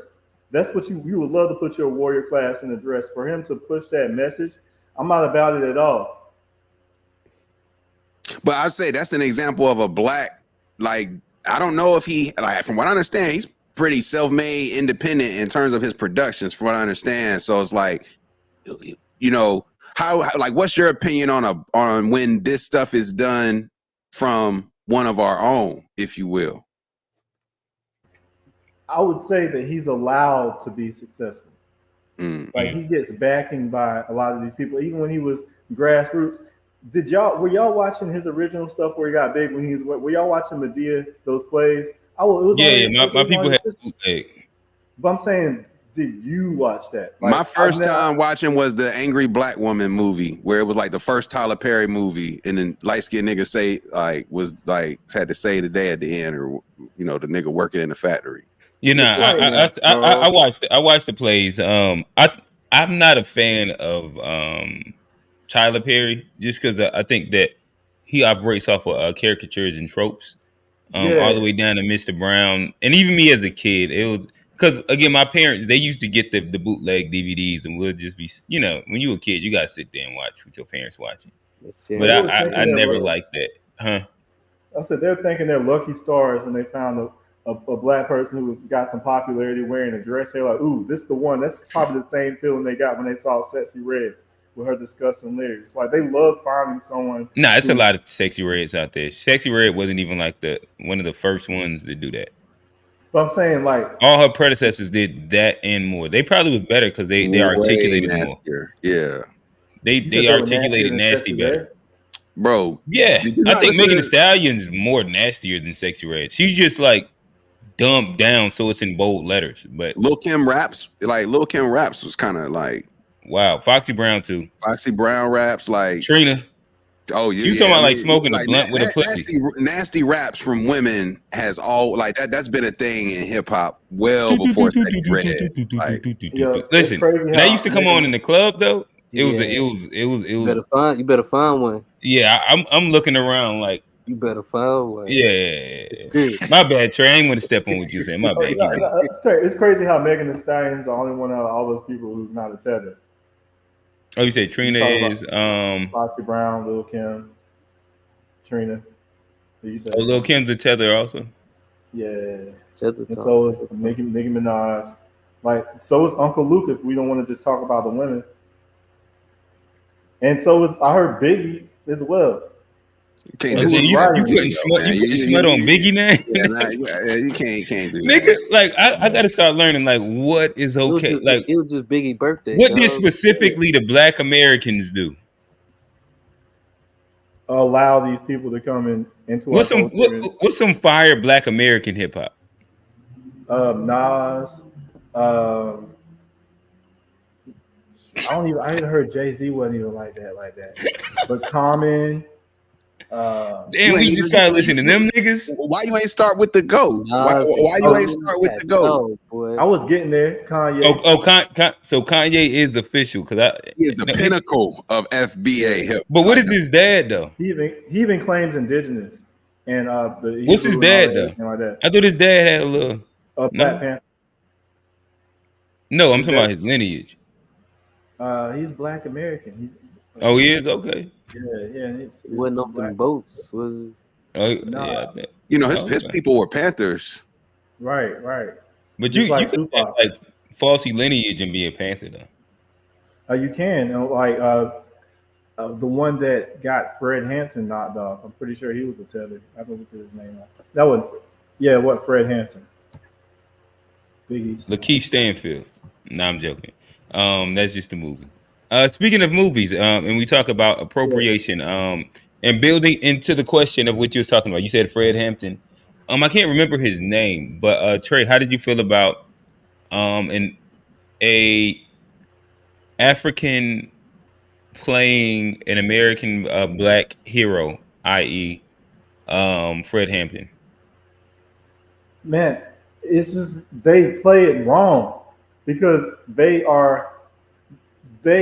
weren't brought up in the culture. So did you think that that was a unfair representation of Fred Hampton?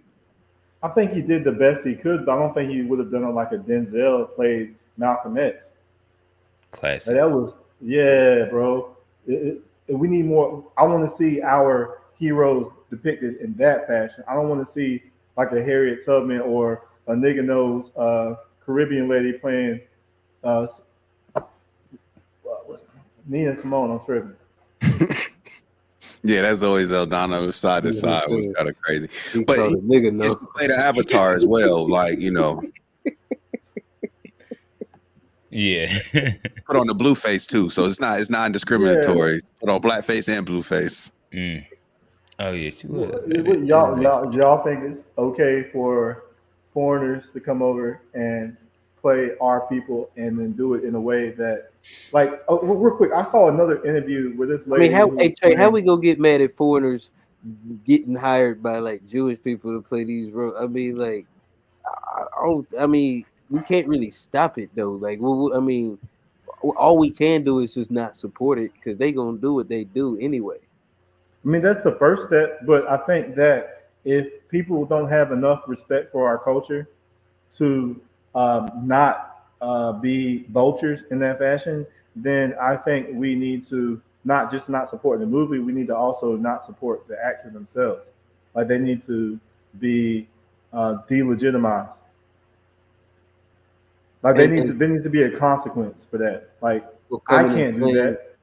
Right. Like, for example, like when they were versus Chris Brown, when they was like, Chris Brown, man, dang, you like Michael Jackson? He was like, man, don't say that. I got too much respect for Michael Jackson. Versus Drake, when they said that about him, he did an AI picture of Michael Jackson wearing a Drake hoodie, like he's his beat. Like, people come in, they don't have the same respect for our culture as we do. So we got to be able to hold them accountable for that. As much as, because we can't just hold ourselves accountable. I know we like to do that. But we have to hold people accountable that exploit us as well. Fair enough. Yeah. Okay. I guess we'll FBAs on the chat today. Everybody agrees. What does this say? That it says Pac, Bun B, Pimp C, Scarf. Yes, this must be this a nice list of FBA greats right here, boy. Yeah, now that's shout out to fine. He got the goat on there too. Andre 3000. That's I ain't mad at it. Yeah, I like that. Used to sing tenor in the church choir. Yeah. So what were we at in the conversation? We just opened up the call-ins. I think we got one in the weight room. Okay. But yes, Kamu. Gotcha. So again, I guess like just circling back the conversation. So in general, as it pertains to Black people within the diaspora actually playing a Black American. So outside of Trey, do we as a panel, or do y'all as a panel, or you as individuals, that's a better way to put it, have any feeling towards that? Of non-Black Americans playing Black Americans like in these roles? Yeah. Even if like but of the diaspora. I mean, go ahead, Johnny. I don't necessarily, have a problem with it done if it's done respectfully. Like I say, I think there's a line between appreciation and appropriation. If you come over here, you take the role seriously, you do the research and you study it, you become a part of the culture and you execute it properly, I don't necessarily have a problem with you showing appreciation for a culture. Now, if you come over here and you're disrespectful with it, you don't execute the role well, you just take the money and run, you speak contradictory about our community once the movie is over, and then you have everything else to say, then I would have a problem. So I think it's a scenario, it's situationally based, but it's all about how you approach the role and how well you do it. G. Yeah, I think I agree with what Johnny's saying. But but at the same time, I do kind of have issues when Hollywood goes outside of real, say, culturally rich Black folks who understand like that from the heart to create these Black culture films. Like we got plenty of Black up and coming actors trying to, you know, do their thing. Like, if you need folks to play certain roles, even like low key, the Gangster 1, Thug 2, and B-Boy 3 in the credits will still be foreigners too, to some degree too. So it's like not only are the lead roles going overseas, but like even like a lot of the extra roles, the smaller parts too. It's like, dang, why can't we get in on that? But so why do you think that is, G? Honestly, man, it's tough to say, right? It's like it's like, are they more? Do you think it's orchestrated or like by happenstance? I think it's just they're probably more comfortable with those types of minorities. That's my opinion. They're more comfortable with the Black person who's from the Caribbean, who's from Africa, than they are from like a nigger from the States. But I do like, though, for example, Snowfall. Was a great show, whatever his name is. But what John Singleton did was took homie to LA before they started filming. Like, John Singleton personally took that dude Idris, or not Idris, that's The Wire, but that was a dope. So I think his first name is Idris, though, right? It's Idris Damis or something like this. Damis D. It's Idris, then something with a D. So I like the fact that he didn't just get casted to do the show, but there was some time spent to understand culture in LA. He had to go through some neighborhoods, talk to some folks, like really spend some time, immerse himself in the culture before going into the role. I think same thing too with like Stringer Bell, right? Like, you can't really play certain roles if you didn't spend some time in those environments to really like get that, you know, get that feeling. So to Johnny's point, if you take it serious, come through, appreciate us, don't just rape and pillage what we do, right? Like, that would be my issue, is like, if we make you rich because we support all of this stuff that you do because they're promoting you as like a Black lead in a movie and so forth, but then you don't really take any of that wealth and give back to the Black community that put it in your pocket, that's where I sort of start to have like don't come over here and participate in all this Black culture, but then don't have some sort of something that gives back to it, in my opinion. Gotcha. Okay. All right. So G, you said we got one in the waiting room.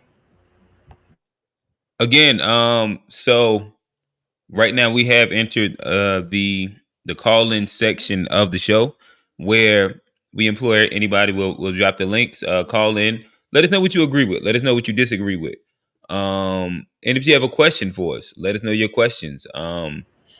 Yeah, I think we got about 40, 45 minutes left on the show, where we'll love to engage with y'all in general when it comes down to just the conversation. And what are your thoughts on it? Is there an issue with the diaspora playing the role of Black people? Do you agree with appropriation or cultural appropriation? I mean, appropriation or not appropriating culture in general. And hell, I think we spent about 30 minutes on Black women hair. If you got some shit to say about that, that's cool also. Shout out to the sisters. Hey, hey, yo, Q, real quick.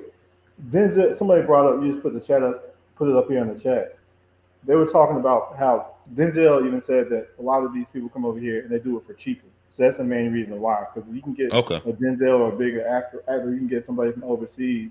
They'll just do whatever for the lower cost because they're just like, first off, they're happy to be here. So Trey, let me ask you this. Like, hypothetically, you have an offer on the table. You're a thespian, right? Offer on the table. There is a I forget what they call it. Is it what's the Bollywood in Africa? Nollywood? I can't remember the name of it. But I think it's Nollywood in Nigeria. All right, there we go. Yeah, Nollywood. Yeah. You got a Nollywood offer. The Nigeria Hollywood scene. And what they say is, hey, we need you over here. We're working on this film. It's a very infamous man from the continent. Mansa Musa. would like to cast you for Joseph Kony. Would you accept, decline? What would be your thought if they casted you to be Joseph Kony? Man, one thing I respect about them is they would never allow anything. You ain't even answering the question. Answer that question. But I'm $5 saying million on the table right now. They wouldn't allow it though. Like No, they $5 would million. want to see the movie. Nollywood, they're like a light skinned savior. No, they're so Nollywood, tribal. they offer you $5 million. Don't Barry Sanders the question. I'm going to get that. I'm going to acting school tomorrow. Come on, not Johnny. Trey, are you taking that $5 million to bring back to the reparations movement? You can present that $5 million in June in DC. Hey, all I'll tell you is I'm gonna be eating jollof rice for about 6 months. Come on, Trey. Don't you can't get out this answer. I would have to, man. I mean, I'm gonna fight fire with fire. Oh man, that's hilarious. But only one other thing though, like y'all comment on other things, but they don't even look like us. If you look at the picture of Martin Luther King in real life versus the tether who was playing him, like it's clearly an African, bro. Like yeah, I really don't be watching them civil rights and slavery movies like that no more. Like, bro, even in Nigeria, they can tell what tribe you are by your face. So of course we can tell that they aren't foundational Black Americans. So when you have, it's like even the what's his name, Huey Newton, when they had a person that wasn't even light skinned playing Huey Newton, that's obvious, bro. Yeah. So and it, like we already talked about the lady with the fake nose and the black face, like they don't even look like the people that they're supposed to be depicting. And I think that kind of ruins the movie. Fair enough. You want to bring Kamu up? Bring in the guests. Let's see. Here we go. There you go. What's going on, brother? Yo, James, how's it going? All things as well. Doing good, man. How you doing? Let me ask you this question really quickly before you hop in. What time is it over in South Africa? So it's 10 to 6. Okay, all right. And that's in the afternoon, right? No. Yeah, it's the morning. Morning. Oh, okay. So this is early morning for you. Okay, all right. Okay, gotcha. Respect. So you out there trapping? What you doing at 5 a.m? Nah, man, I just like the show, bro. Like I wake up at 4 to listen to y'all guys. And that's fire, bro. Yeah, appreciate it, man. Shout out, man. Yeah, nah, for sure. Camo, not a tether. Appreciate that. So there's a clip that Q played. I think it was 2 or 3 weeks back. It was an American brother who was sort of like breaking down the discussion he had with his other colleagues about so-called Black culture. Okay. So he said something to the effect that is Black culture really a thing of our own, or is it the effect of what we've been through? And I thought that was very interesting. I don't know, man, if you could find the video.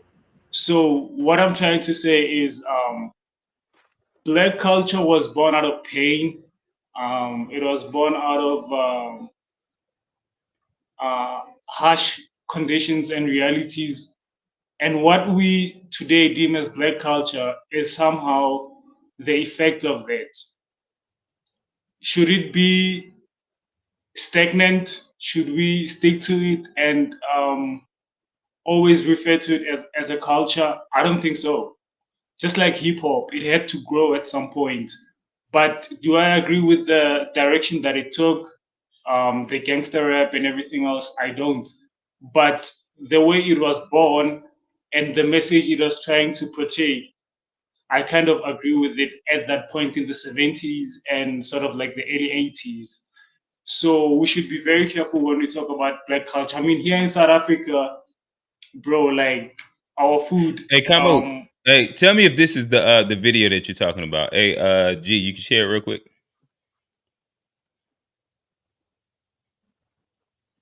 Is this I was it? told recently by a by another black individual about the slow change of black culture, and they basically was.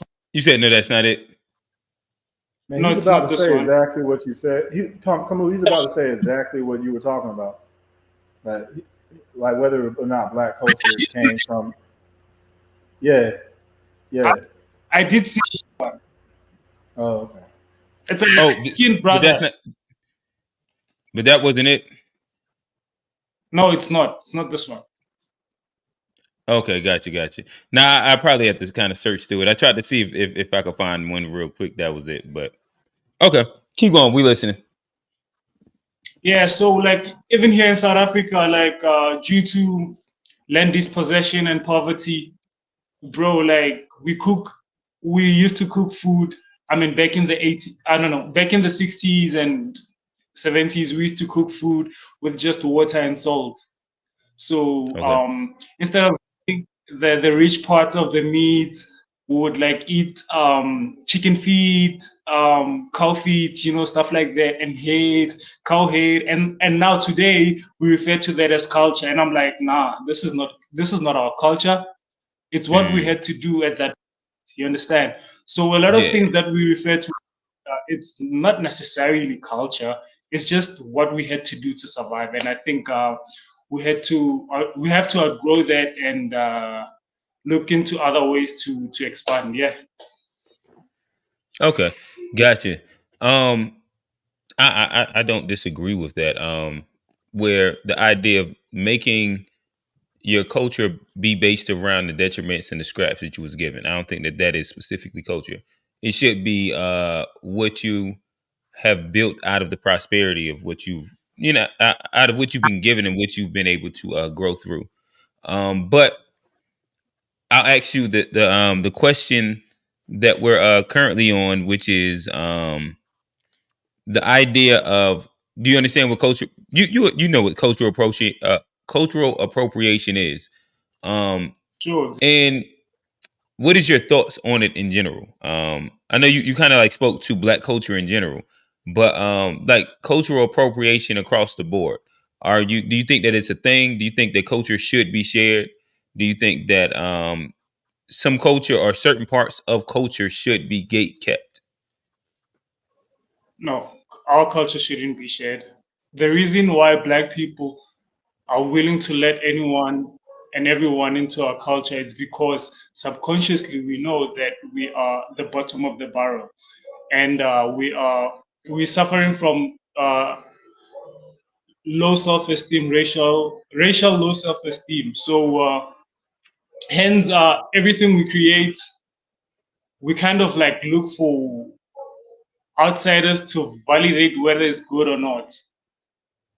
With the Eminem and the hairstyle, soul food, and all of that stuff, I don't think it's necessarily advisable to allow non-Africans or anyone who's not African to be part of our culture. I totally disagree with it. However, I also disagree with the element of the coonish element of FBA that wants to strictly keep African American culture away from everybody else, which is like sort of antithetical to me. Did you say coonish? I don't think. Did you refer to it as coonish? I just want to make sure I heard that right. Yeah, coonish element. What does coon mean to you, bro? I don't think you're using that word correctly. I mean, bro, if you say, do y'all even have raccoons in South Africa? Yeah, what do y'all call I coons think in South Africa? I think a majority of Black people across the board are coonish, bro. Like we have been indoctrinated for so long, bro. We don't even know what's good for us. So I think majority of Black people are coonish across the board.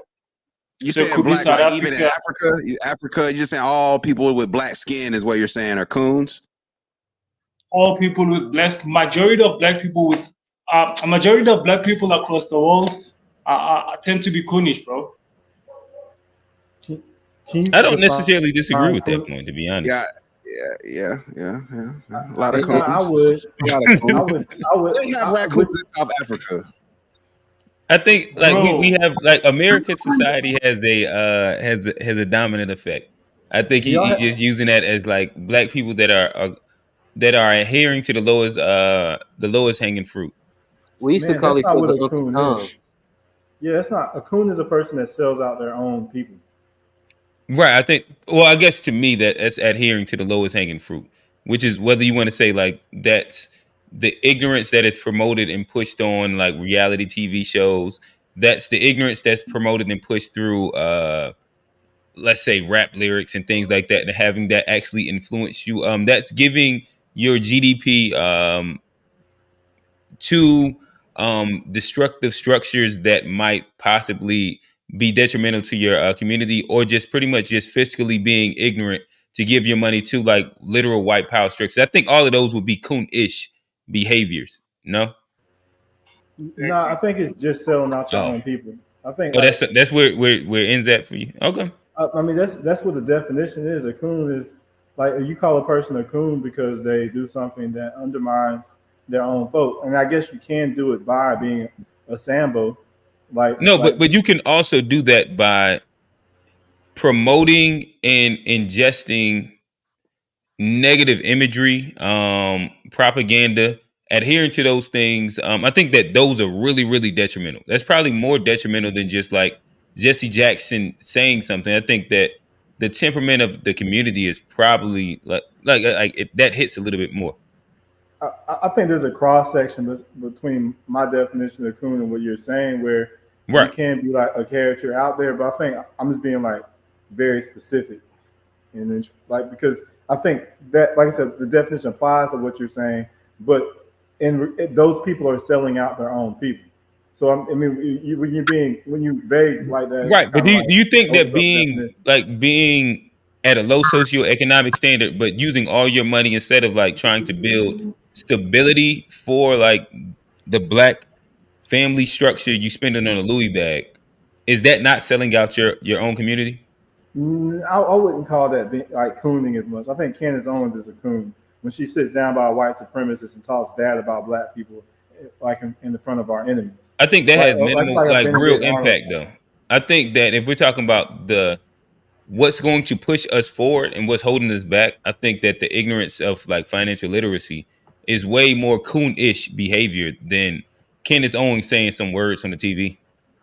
You mean sitting down with white supremacists and Yep. then and giving a talk? I think Yeah, Candace I Owens would definitely be- think so. That's more like Uncle Tom. Yeah, I think like actually like the action of doing the thing is way more than like the fodder of like words, and it's not like Candace Owens even has a huge impact in the black community. Like you're most of her saying- support is white people, for sure. So you're saying that a black person mismanaging their money is the same as a black person sitting next to a white supremacist and spewing anti-black propaganda on the mainstream media for millions of people to see? Me spending my money wrong is on the same level. Is that what you're saying? So I think that you softened what I said, and then you like put like an exclamation on what like the point that you was making. But do I believe that black people doing things that are detrimental to the community inside a repeated fashion? That's vague, bro. All right. So how about this? I'll answer your question with yes. I think that if we are fiscally irresponsible, we'll never achieve anything that we're trying to get to. So like somebody saying words and sitting down with like Saying whatever words. blackface you want to put on TV, I don't think that really matters in real life, because she's not really impactful for what actual black people are doing on the ground level. What actual So- black people are doing and where they're investing their money at, like whether they're choosing to save money to buy a home, or whether they're like choosing to spend their money frivolously to where they're living check to check and not building up any level of wealth. I think that those two things are really more important than whoever Candace Owens talks to, whether they're like a devout white supremacist or not, in my opinion. Because he doesn't have any impact on what actual black people feel, think, and do. Well, I think the equivalent to Candace Owens would be if we had a white person that went hard against white supremacy, like openly on a mainstream. That's like the platform. limousine liberals. They do that all the time. No, but those are white liberals that'll tell us that we don't know what a computer is, like they just did. And I think that was in DC. She said black kids don't even know what a computer is. That's not the same as Candace Owens justifying a black lynching, and then never seeing a black person killed by the police officers that she disagrees with, and then going on and putting that message into millions of homes. And on behalf, but it's white millions supremacy. of white homes. I don't think that has anything to do with like the actual impact on the ground level of black people. I disagree. I think a person like black people. So you think that the words that she's saying on a TV screen is more impactful than frivolous financial spending in the black community? Yes. That's how it Got works. you. Propaganda is warfare. Like if you even look at the movie Birth of a Nation, I keep talking about, that started the KKK, and all that was just a movie, and it started out as a joke. Just Jim Crow started out as a joke, and that opened up into lynchings. So I think I think that's a false representation in itself as well. I think Jim Crow racism all existed prior to Birth of a Nation. So you don't think that Birth of a Nation, which immediately after that it pushed a rush to join the KKK, and then it ruined the Reconstruction movement as a result because it militarized white supremacy. But Birth of a Nation, if I'm not mistaken, was after Reconstruction. Reconstruction already failed when Birth of a Nation happened. Those are like different time periods. It was during Woodrow Wilson. That was inside like the 1900s. Birth of a Nation came out. Reconstruction was inside the 1800s. Well, it was still during. It still added recruitment to the KKK, which for sure. Like massacres. So, I'm not like attempting to justify or speak towards like there was no impact of Birth of a Nation. That there's no impact of whether we want to say like conditioning from films and movies and all these things. I do agree that those things do exist. You're right. It was 15. The movie Birth of a Nation came out 15 years after the end of Reconstruction. So immediately, like after the Union pulled out, then they had a movie that basically it was propaganda. It was just propaganda to rile the forces that already existed, though. That's what I'm saying. Like it wasn't like strange fruit wasn't hanging from them trees either way. So you don't think propaganda is a warfare tactic? I'm not. So you keep pushing it to like these extremes. I never said. I just said that I think that it influences. I think that it impacts. Okay, so if a person is adding to anti-black propaganda that evokes anti-black violence by race soldiers, and they're sitting down there fanning the flames of that as a black person, you think that's just as dangerous as me buying a Louis bag instead of okay, gotcha. And again, I just want to point out, like you're doing the thing where you soften and then you like exclamation point. You just said she said no, because you use like the comparison of Birth of a Nation and then said Louis bag, right? Where the reality of what Candace Owens is doing, talking to a primarily white audience, like that's what her like that's what her demographics is.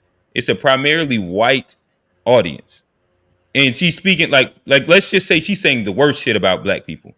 Whatever the worst shit is about black people, she's saying that to all those white people, right? I feel you.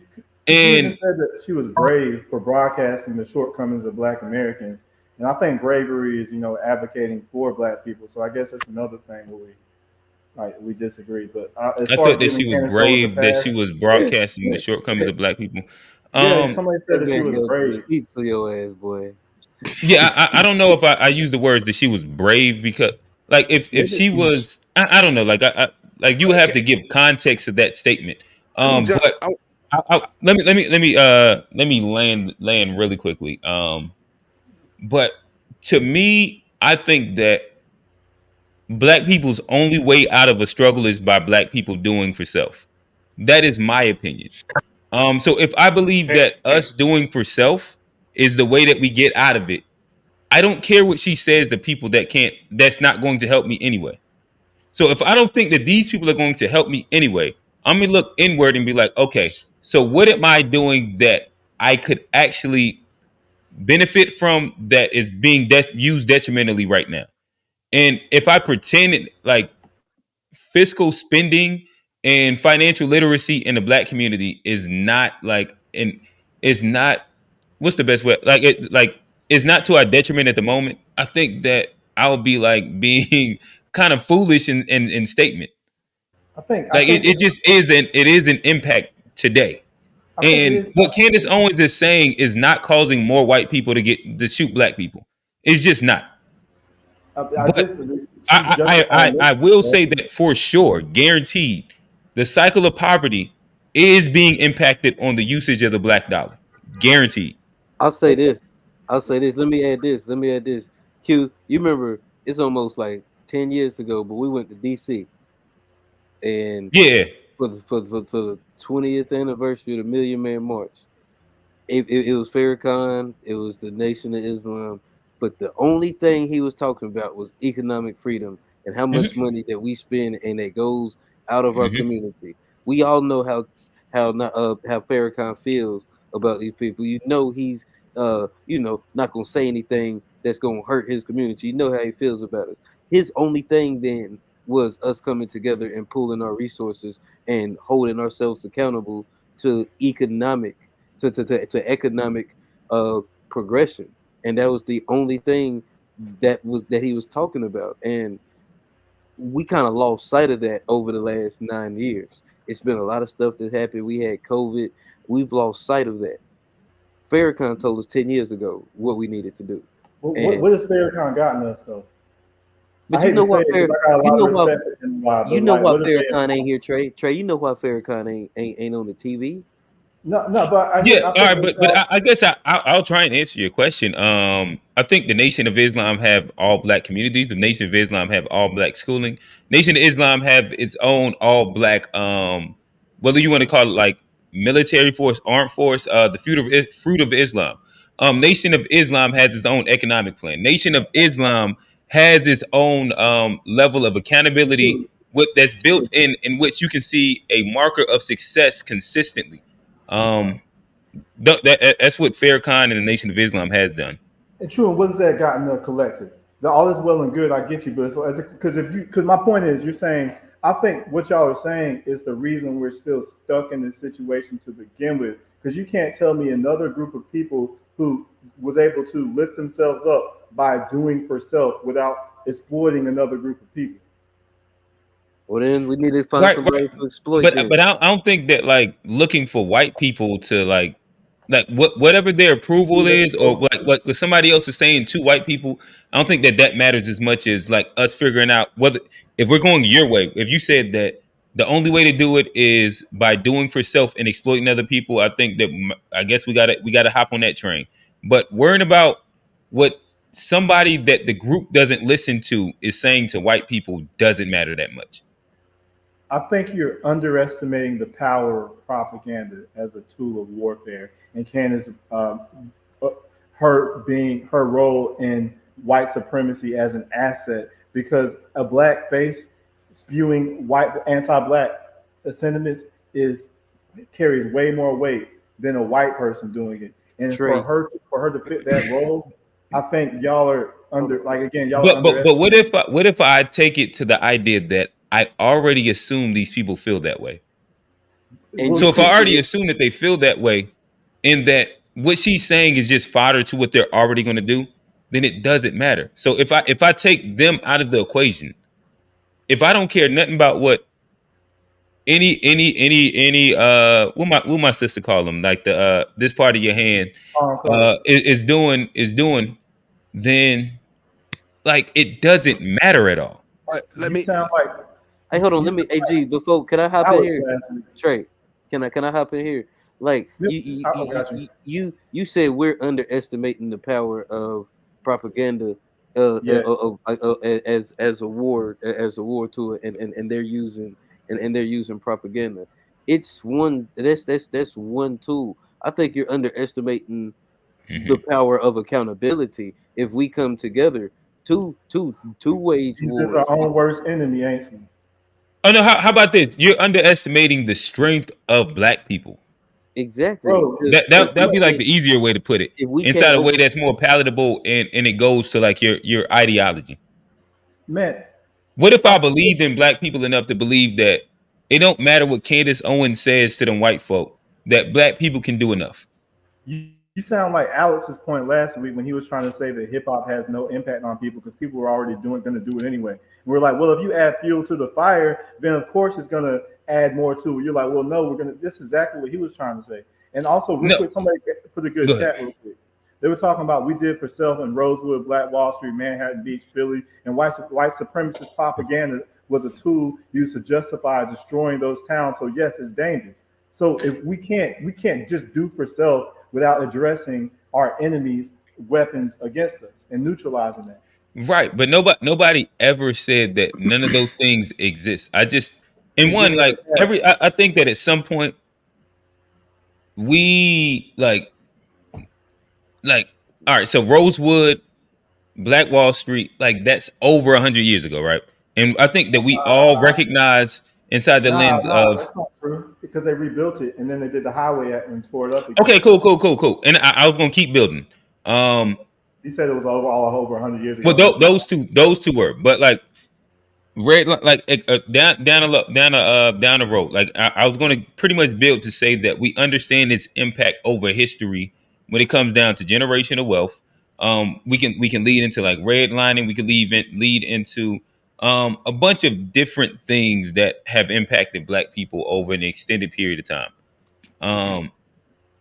But at a point, I do think that we as Black people, if we understand what the system and institution of America is, have to understand that it's going to be on us, and it ends up having to be a different level of accountability if we want to come out of the situation that we all don't think that we want to be in. I think it's just easier to point your finger at another Black person and blame us than it is to address the real problem, which is white supremacy, because that's a scary thing, I guess. But anyway, what's up, G? Yeah, I know G got one. I just want to say, like, when we like, I think what both of y'all is saying is true, but where I feel like I disagree is that, like, when I hear the word propaganda, like, media is used as propaganda, but not all media is propaganda. You get what I'm saying? So you know, you use media to propagate.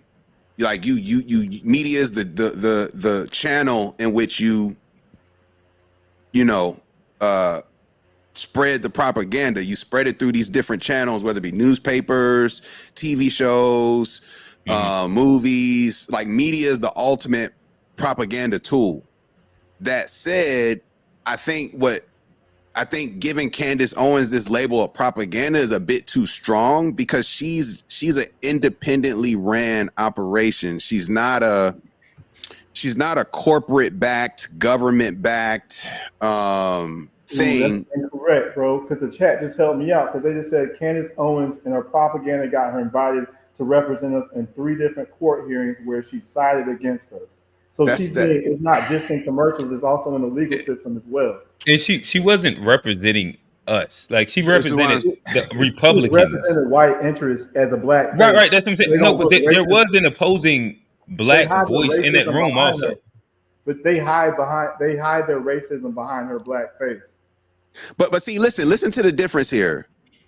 How does her propaganda get her in position to be? That's not propaganda. That's her being self-promoting. Like, her self-promotion is what led to her representing us in those 3 things. That's not propaganda.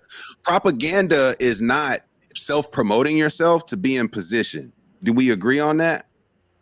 Yeah, but I don't understand the relevance, because we're talking about whether we're talking about propaganda, and I'm just saying whether she's dangerous. No, are you saying she's not dangerous? What I'm saying is that I don't equate what she puts out as propaganda. That's what I'm saying, and that's what can her rhetoric be dangerous? Yes, but what I'm saying is that when I hear terms like propaganda, like, let's put it in its proper context, because propaganda is not just self-promoting.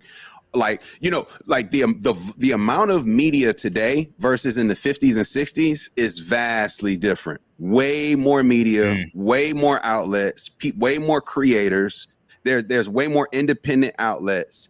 And these so-called independent outlets, I don't give them the power of saying they are propaganda because they're independently ran. Now, when these independent outlets start getting, you know, backdoor or secret investors or secret relationships, and then they start getting promoted in certain ways, like I don't really see Candace Owens promoted like that on ABC commercials, NBC commercials. Even and the I major think that stuff, you like, also are bringing up a really good point where I think a lot of times we use the word propaganda way too loosely, in which, because we disagree with a person's opinion doesn't mean all things that they say is just sponsored by a this big institution. So I'm gonna you don't say, think I they don't think. use? Hold on, hey Trey. I don't think, because like with Candace Owens, like and what she said about like the police lynching, I don't think police then heard her words on it, and then the next time they was around a black person, they used that as motivation to continue and to do more police lynching. I think she just had commentary on the things On that the were police lynching, already yeah. happening. I don't think I don't think there was a movement in the needle of the number of police. like she's not really promoting anything. She's reacting to stuff. She's not like trying to get a point across where it's like, propaganda is Captain America, for example. That's propaganda. It's the big lie. Like to make people want to be patriots and to make people support military and industrialized complex and military. Like that to me is propaganda. Candace Owens is Candace Owens. Like, yes, some of the stuff she says is can be harmful, but I don't think she's at a level where, like I said, where we're seeing her like across the board with all this support and resources, in my opinion. She don't impact black people right now. So to me, so- like that's just the biggest thing. So what you're saying is they don't use media. Nobody said that. To crucify people in the court of public opinion, which then impacts the court result. If that were true, then why did they tell the jury they aren't allowed to watch the news coverage? So if Candace is on mainstream media and she's spewing anti-black things about Trayvon Martin, George Floyd, Ahmaud Arbery, every time a black person's killed, they roll her out to be on mainstream television, on YouTube, on multiple channels. She has a huge following that y'all are underestimating. And then she's a black person that hides white racism. If it was a white person saying, it would be way less impactful than if you had a black, because we could just chalk it up to racism. And you saying her doing that, you're going to let her slide. And we do have FBA coons, don't get me wrong.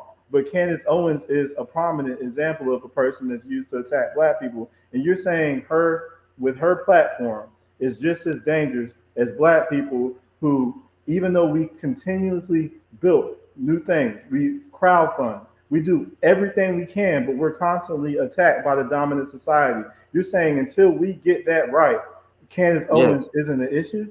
Absolutely. Well, all right. So we're wait. My bad. Hey, Trey, you just ended it wrong. I think that it would still be an issue. I don't think that any of us would denote the fact that it isn't an issue, right? But are there more important things that I think impact us first? Yes. I think we do have another call in the back end. We'll love to get y'all opinion or your opinion on where we're at in the conversation. G, who we pulling up? See, we got another one here. Oh, Kamu's back too. So we got Kofi and Kamu. I'm gonna go to Kofi first. Yeah. And I say bring them both up. Yeah. Kofi, Kofi, talk to us. Yeah. Now, what you were saying before earlier in the conversation, I'm responding to how, two things that we read at the same time. That you have propaganda that is against us, powers that be, white supremacy, things like that. But at the same time, there is some sort of accountability that we could take charge of ourselves and our lives and our power, the power that we have. And one thing I find lacking in our generation, I'm older than you guys, but I say my generation too, as well as your generation, right? Is that we don't boycott. We know that money rules everything. And, you know, white people don't care about your hurt feelings. They don't care about any of that. They care about their money, right? So when certain things, like, I feel that we're not accountable for when it comes to where we spend our money. So perfect example, right? When the whole thing happened at H&M, when they had the little black boy in the monkey shirt and all that. Niggas are still shopping at H&M to this day, right? And I'm like, what the hell, right? Papa John's. Johnny got an H&M hoodie on right now. Nah, I'm joking. This Goodfellas, this Target. Oh, my bad. Hopefully they ain't did nothing. Yeah, like and then Papa John's, you know, he was mad at Colin Kaepernick and all like that. Ever since then, I never had a Papa John's.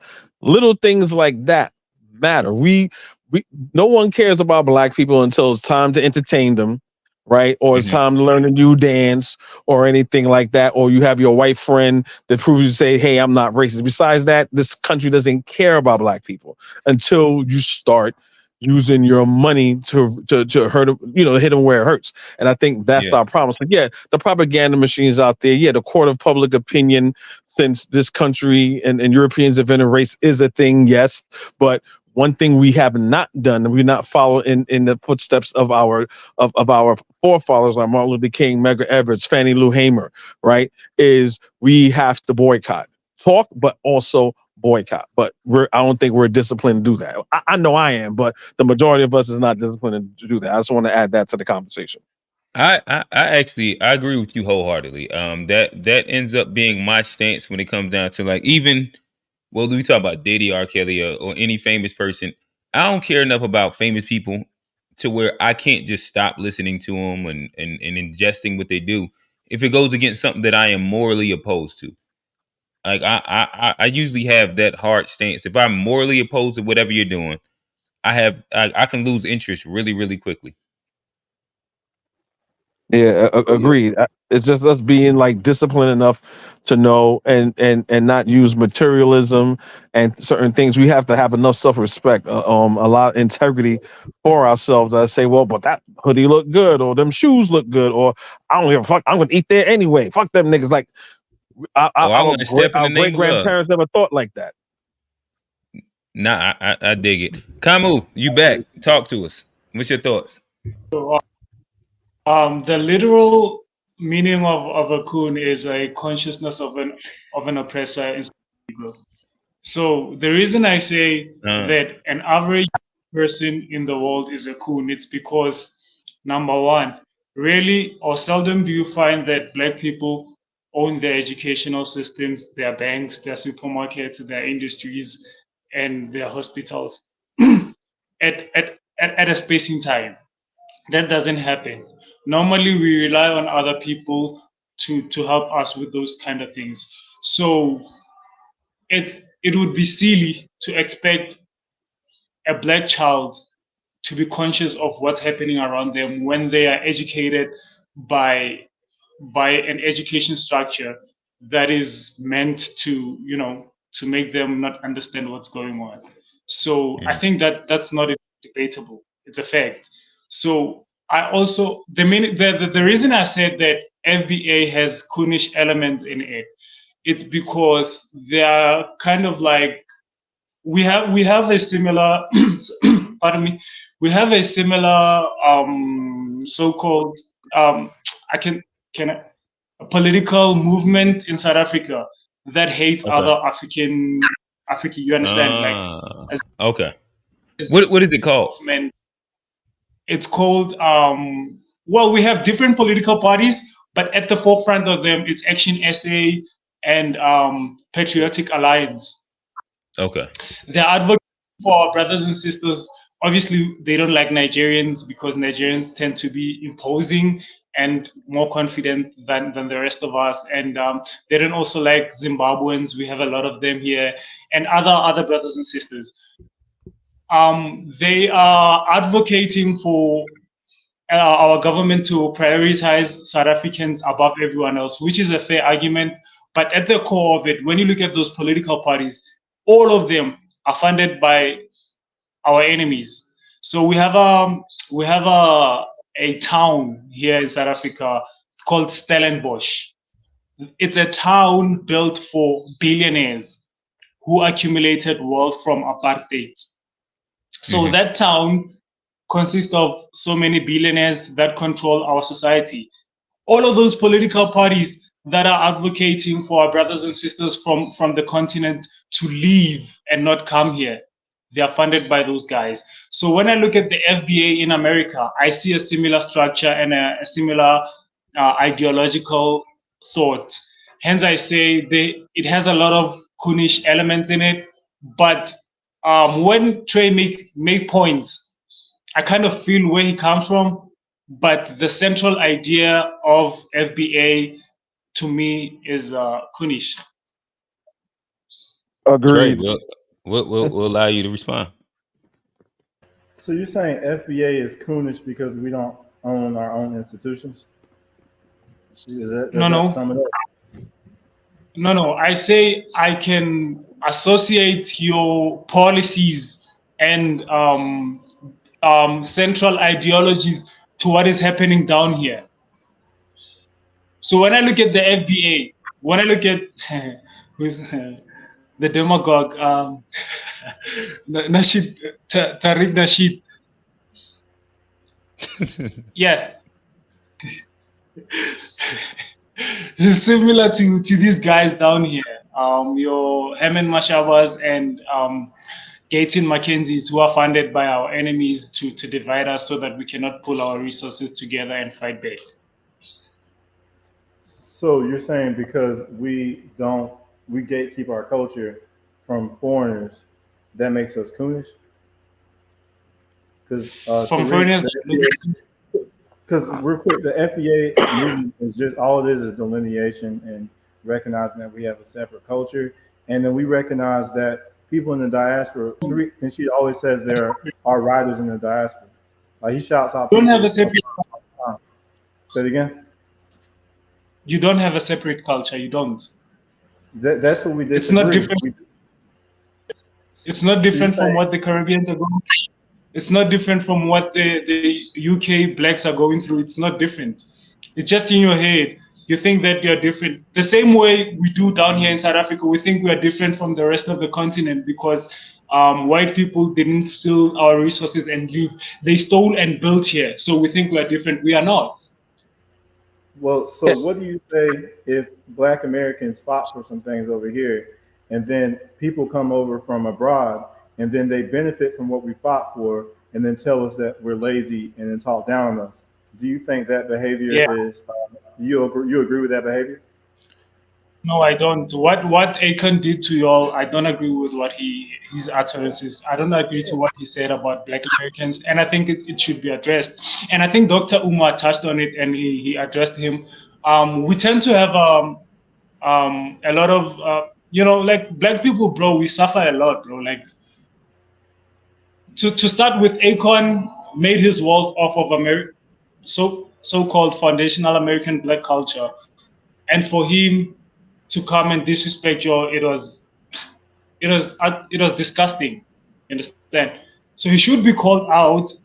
But to say that you guys are different and you exclude yourself from the rest of us, it's ridiculous to me, bro. Like, well, see, that's what I'm here for, man. Because I think you're misunderstanding what FBA is really about. Because there are plenty of ACONs, and not everyone that's a foreigner is an ACON. There's a difference between them. Some people, if you're here and you're foreign and you're here to fight white supremacy, then you are not a tether. But if you do like ACON, where you benefit from what we fight for, we're looking at us like Kai Sanat, who cosplays just recently, and he said we have no culture, and he's Caribbean. And then we have people that come over and then they act as the worst caricatures of us, and then they do it for white people, or they come and they play our roles like Harriet Tubman, and then they lust after the white supremacist slave master, then that's when we have to start, circling our wagons and gatekeepers. It's not like we have a problem with like black people abroad just for being black people from abroad. It's more just like a defense of what we don't want anybody to undermine our fight. Just like any other battle, you don't want people that are saboteurs.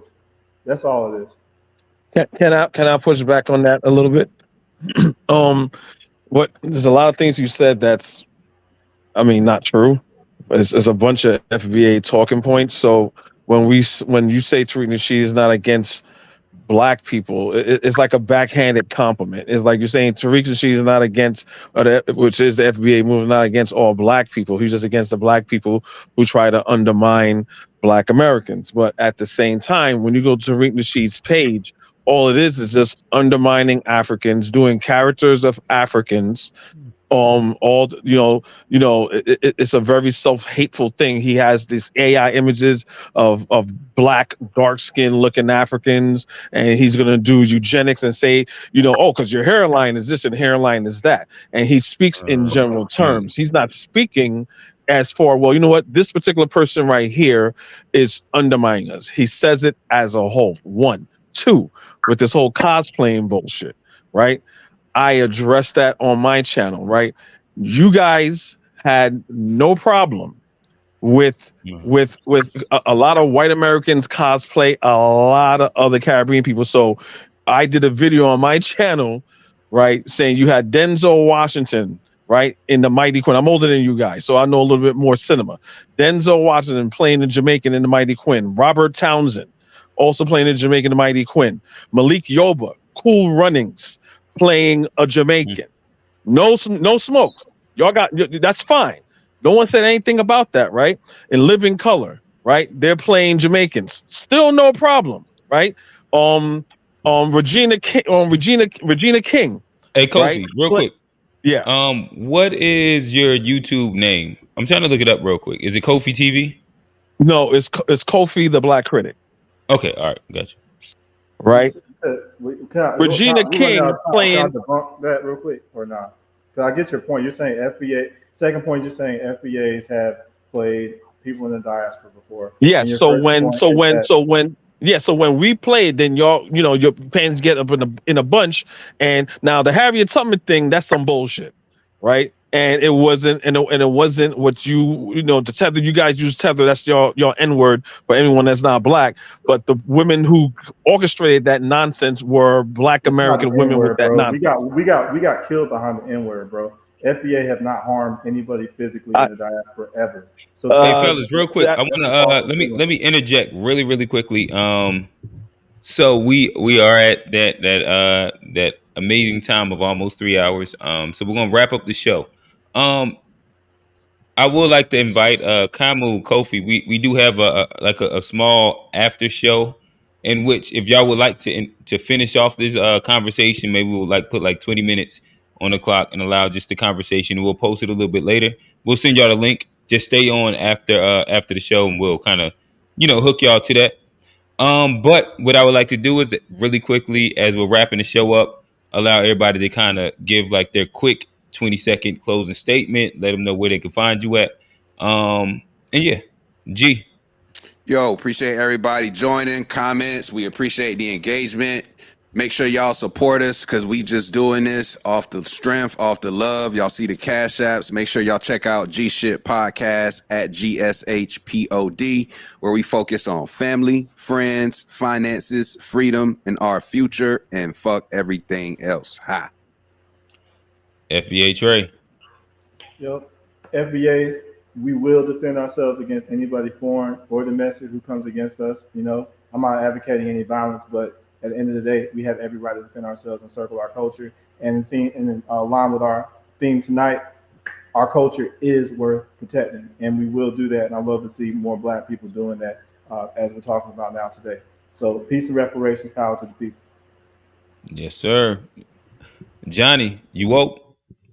What up? Nah, I'm not woke, but Hey, another fruitful conversation. Again, Yeah. it's your boy Johnny P, 1/3 of the To Be Fair Show. You can catch me every Sunday, 4 p.m. Appreciate y'all boys having me once again. Kofi. Nah, thank you for having me once again. All I can say is peace and black power, back love. We all one people. Don't listen to me. Don't 5 listen. seconds. Don't listen to anybody. That learn for yourself. Know for yourself. Love thyself. That's it. Peace. Kamu, Yes, you sir. got 5 seconds. I think he froze up. Hey, but hey, everybody follow us. Again, I put the StreamYard link inside the chat. If y'all want to join the conversation, join it. We out. Peace.